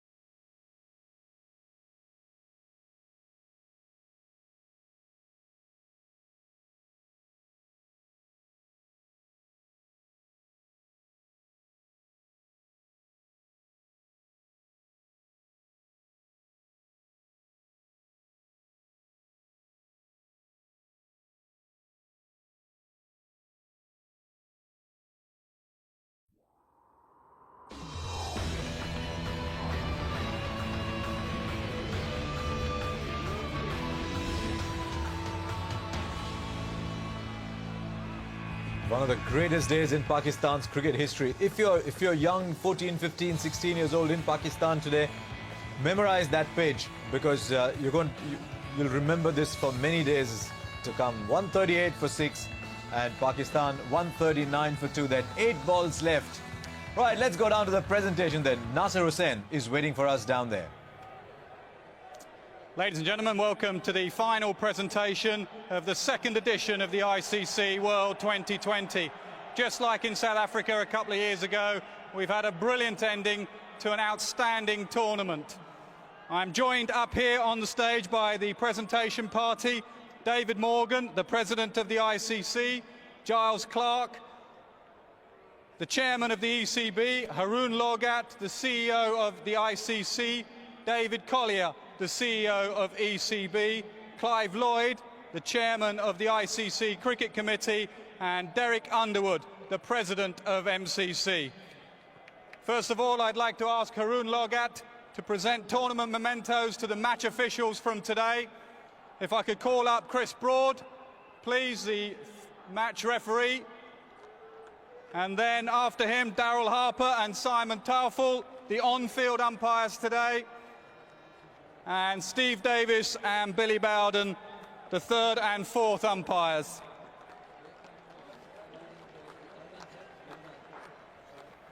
Congratulations to the umpires for all the hard work they did.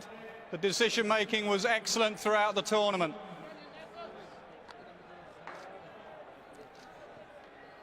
And now we come to this final.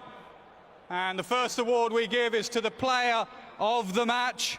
David Collier will present this award. There were a lot of good performances today, but yet again for Pakistan, like in the semi-final, the standout performer with 4 overs, 1 for 20 and 54 not out, Boom Boom Afridi.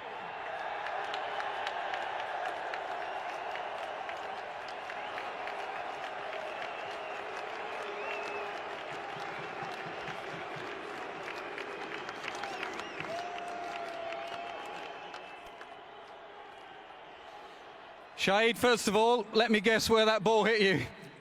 First of all, I want to thank mighty Allah, the greatest of all. And without my Allah, I don't think I'm available for this inning. And I want to give congratulations to all of my Pakistan nation and all my Pakistan cricket team. The ankle okay? Yeah, ankle is much better now. I think I don't feel anything after this victory. Now, semi-final, big match, final, huge match, and you've delivered. That says something about your character.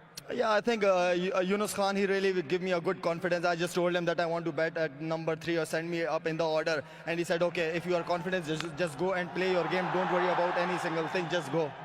What has brought the turnaround in your batting? Is it just simple as moving you up the order? Because you started the tournament slowly, but we're watching you whack them now. No, I think the guys, they really motivate themselves, and I think Yunus and Akib Javed, especially Intibai, they really support the guys and tell them that we have this only chance, just go and enjoy your cricket. And 2020 is all about enjoyment, entertainment. If you're good in the field, so you perform well. And I guess the great thing about being an all-rounder, you've got 2 strings to your bow. The bowling has been excellent throughout. Yeah, thanks God. From last 2.5, 3 years, I bowled really well, but I was struggling with my batting. But Yunus really gave me a good confidence, and he just said, you don't worry about any single thing. Just go and enjoy your cricket. That's it. Make it simple for me. Shahid, well done again. Shahid Afridi, the player of the match in the final. And now it is time for the player of the tournament. There have been a lot of outstanding performances, mainly from the bowlers, the likes of Afridi himself, Umar Gul, Mendes, Murali, Malinga, Parnell. All the bowlers have performed, but the one outstanding contribution throughout the tournament was a batsman. He scored 317 runs in 219 deliveries. He missed out today in the final, but the player of the tournament, Tilakarakni Dilshan.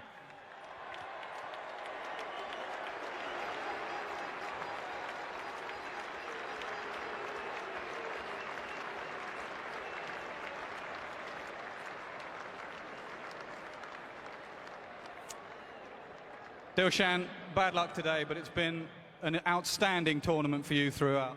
Yeah, I played a good cricket last 3 weeks, but unfortunately didn't click today. Yeah, they played really good cricket. It's bowling department and batting department. They played really good cricket. They bounced you early on today. Did that surprise you? Yeah, not really, but I'm normally playing well, full shot, but I'm never expect first over. But shot selection is a little bit wrong in the first over. I think that went wrong. How much has the move up the order to open helped your game? I think it helped a lot. Last 6-7 months, I scored a lot of runs for my country and my team. That huge difference for my career. Tell us about this shot now. Are we calling it the Dilshan from now onwards? Where have you learnt it? I just first I tried to play paddle shot and bowl a little bit short, and then I played automatically that shot. Then I think about this is a good shot introduce to Twenty20. Then after that I train a little bit practice in the machine. I have confidence to play that shot. I try to play future a little bit. How much help has it been to have someone like Sanath Jayasuriya at the other end opening the innings with you? Yes, great to having with Sanath, the partner there, and he's amazing opening. Very good. He had a great one-day player, the experienced player. I have a really good feeling with batting with Sanath in the top order.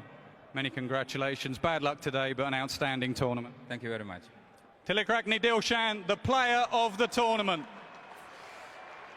It's now time to come up to these, the final here today. If I could ask the Sri Lankan team to come up in alphabetical order, please. First of all, Indikar Desaram, followed by Sanath Jayasuriya, Mahela Jayawardena, Nuwan Kulasekara, Farweez Maroof, Angelo Matthews, Ajantha Mendis, Tilan Mirando, Jihan Mubarak, Mataya Mullaratharan, Lasith Malinga, Shamara Silva, Tilakrakni Dilshan, and Izuru Udana. And last but by no means least, if I could ask the captain Kumar Sangakkara to come up.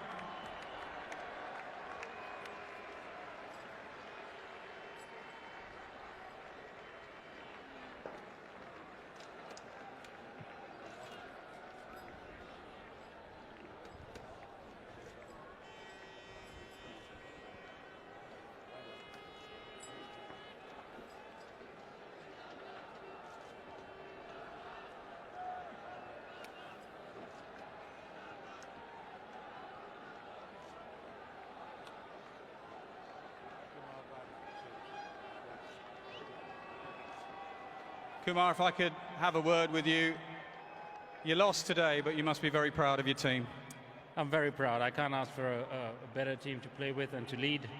And I'm very happy the way the guys performed right throughout the tournament, especially proud about the attitude, the fight they showed, and the fact that they went out, competed, enjoyed their cricket. And I think we're going to build a really good team going forward from here. Your first loss of the whole tournament today, where did it go wrong?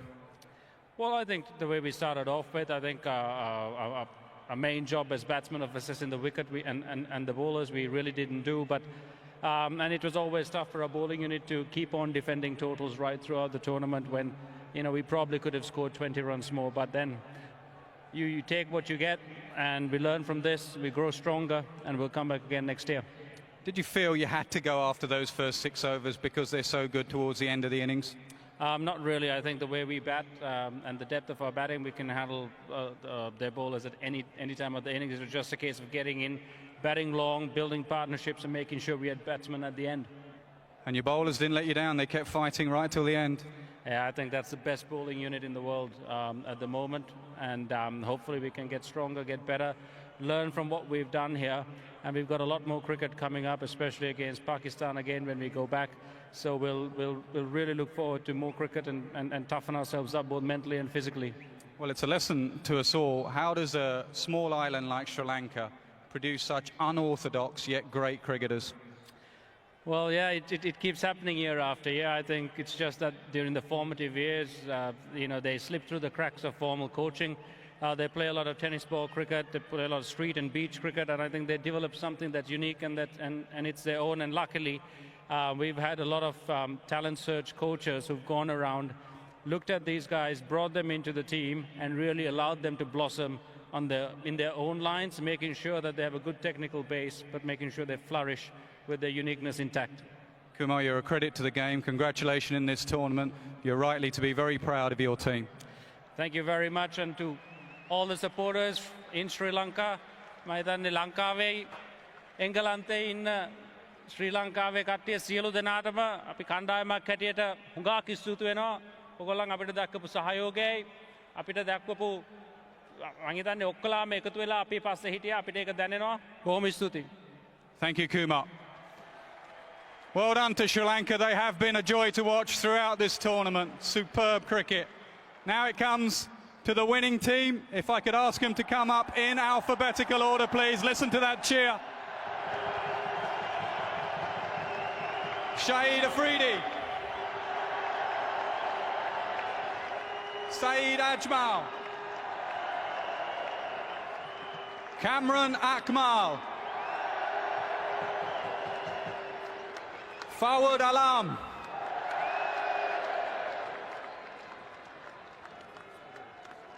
Mohammed Amir.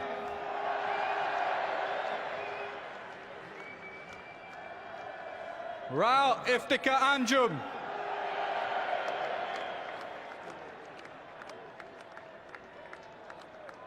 Salman Butt.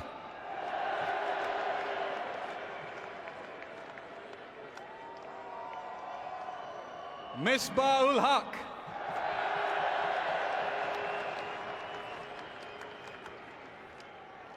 Shah Zaib Hassan Khan.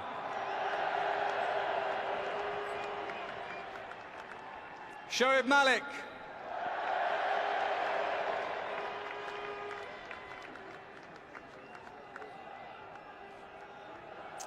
Ahmed Shazad.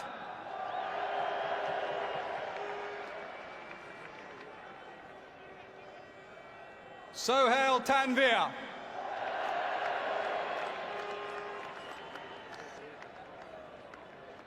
Umar Gul.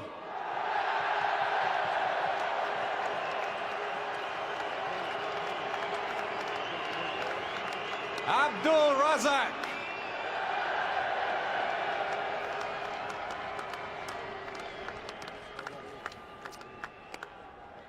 And the influential captain, Yunus Khan.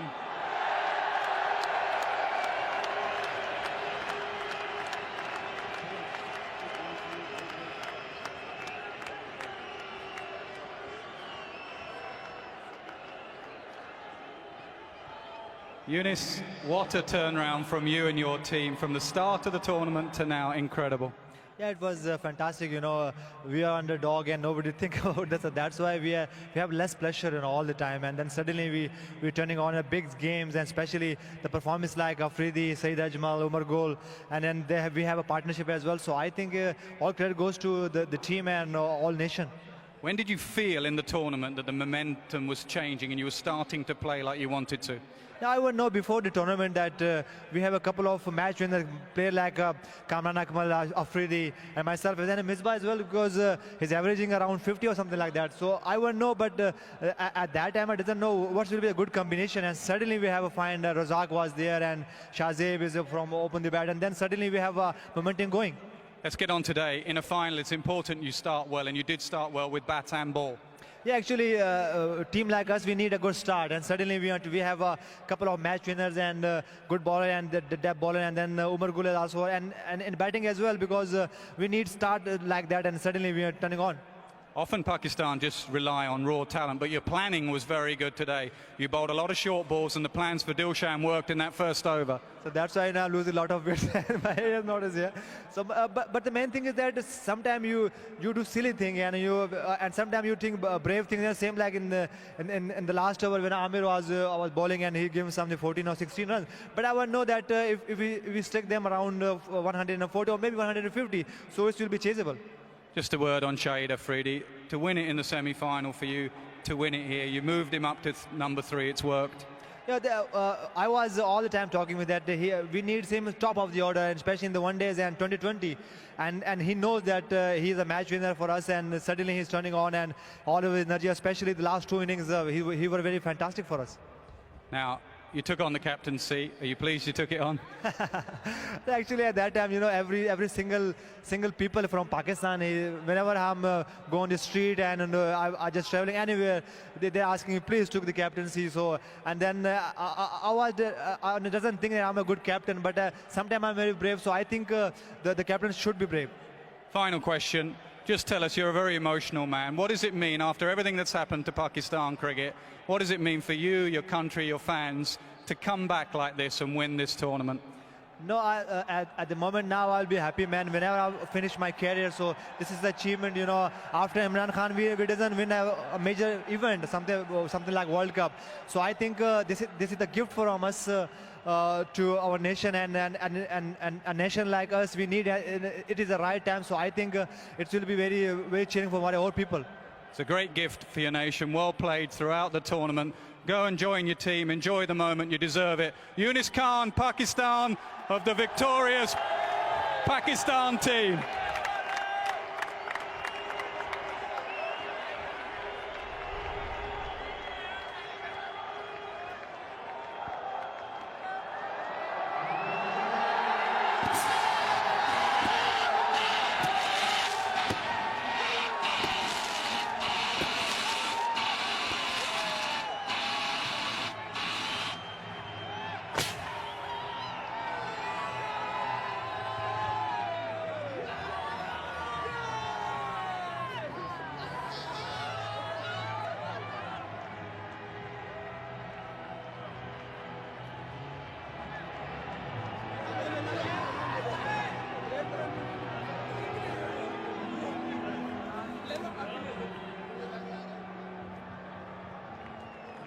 Great scenes for the Pakistan cricket team and for Pakistan cricket in general. This is one of their biggest moments, and it couldn't have come at a nicer time for them. The stands were full of their supporters, and they played very good, sensible cricket here today, and proud and deserving winners of the ICC World T20. They've had differences within the team in the past. All that is forgotten. These are photographs that will be seen in Pakistan and wherever Pakistan cricket is popular for many, many years to come. Well, what a lovely day, and they will enjoy that particular sign. They're champions of the T20 World Cup. Very well done by Pakistan. They kept their nerve. It was a funny kind of total that they could have imploded. They didn't. It's a mature innings by Afridi. Well supported too over there by Shoaib Malik. Kamran Akmal got them off to a start. Razak did very well. I think Razak was a key player in that he changed the balance of the side enormously. But these are fantastic moments. Pakistan cricket is going through troubled times. No home cricket at all. It looks like from what's happening in the world, it might stay that way. So they've gone on foreign land, in foreign territory, and they have sent out a great message to Pakistan cricket fans. This moment will endure long in the history of Pakistan cricket. Remember, as a young man, seeing the results of the 1983 World Cup and then the 2007 later on. Don't forget there was another World Cup as well, and this team was by far the outstanding team. The English girls played a great semi-final against Australia. They chased over 160 runs in very mature, stylish fashion. Today they outplayed New Zealand. This to me is one of the great highlights of the ICC World T20, the fact that the women's and men's tournament was played alongside each other. So two worthy champions. Pakistan, as you can see there, with the trophy, and as we saw a few hours earlier, the England girls with their trophy. They'll go on a lap of honor, and that is how it should be. It's a great moment, as much for the players as for all these players there. Umar Gul, Abdul Razak, there's Fawad Alam in there as well, a key run out in the semi-final at a crucial moment. We've talked about Shahid Afridi. Yunus Khan was one of the leading scorers. Kamran Akmal always gave them a start. Mohammad Amir, young man, bowled some crucial spells. Was trusted by his captain to bowl the last few overs. And I said the return of Abdul Razak just changed the balance of that side. When they batted down to number 8. I don't think there's a single Pakistan supporter who's left the ground today. Finally, I mean, I'm sure all these people 10 years later would look back at the career and say, you know what, it was all worth it. I know there's money in the game, I know there's a lot of fame in the game, but it was all worth it for scenes like these at Lord's. Well done to a lot of time for this man, Yunus Khan. Reluctant leader at times, but he's taken on this job and he's done well. Some very young players in there. Shahzad played today. Ahmed Shahzad didn't play. He's the other opening batsman. Salman Butt was around. Rao Iftikhar Anjum has been a good player for Pakistan.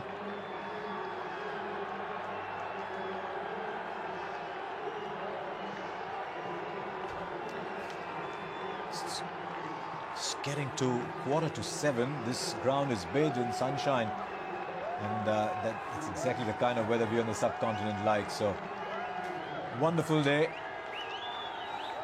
And as I said, long will this day linger in the history of Pakistan cricket. And dare I say, the emotion with which this game is followed on the subcontinent, long will it linger in the history of Pakistan as well. So there you are, the ICC World T20 on a glorious day at Lord's. Pakistan holding the trophy. It's been a wonderful tournament. It shattered a few myths. It's given us a lot more information, a lot more knowledge about how this game is played. The most beautiful of it all was the fact that bowlers can win tournaments, and the two sides, the best bowling, eventually contested the final.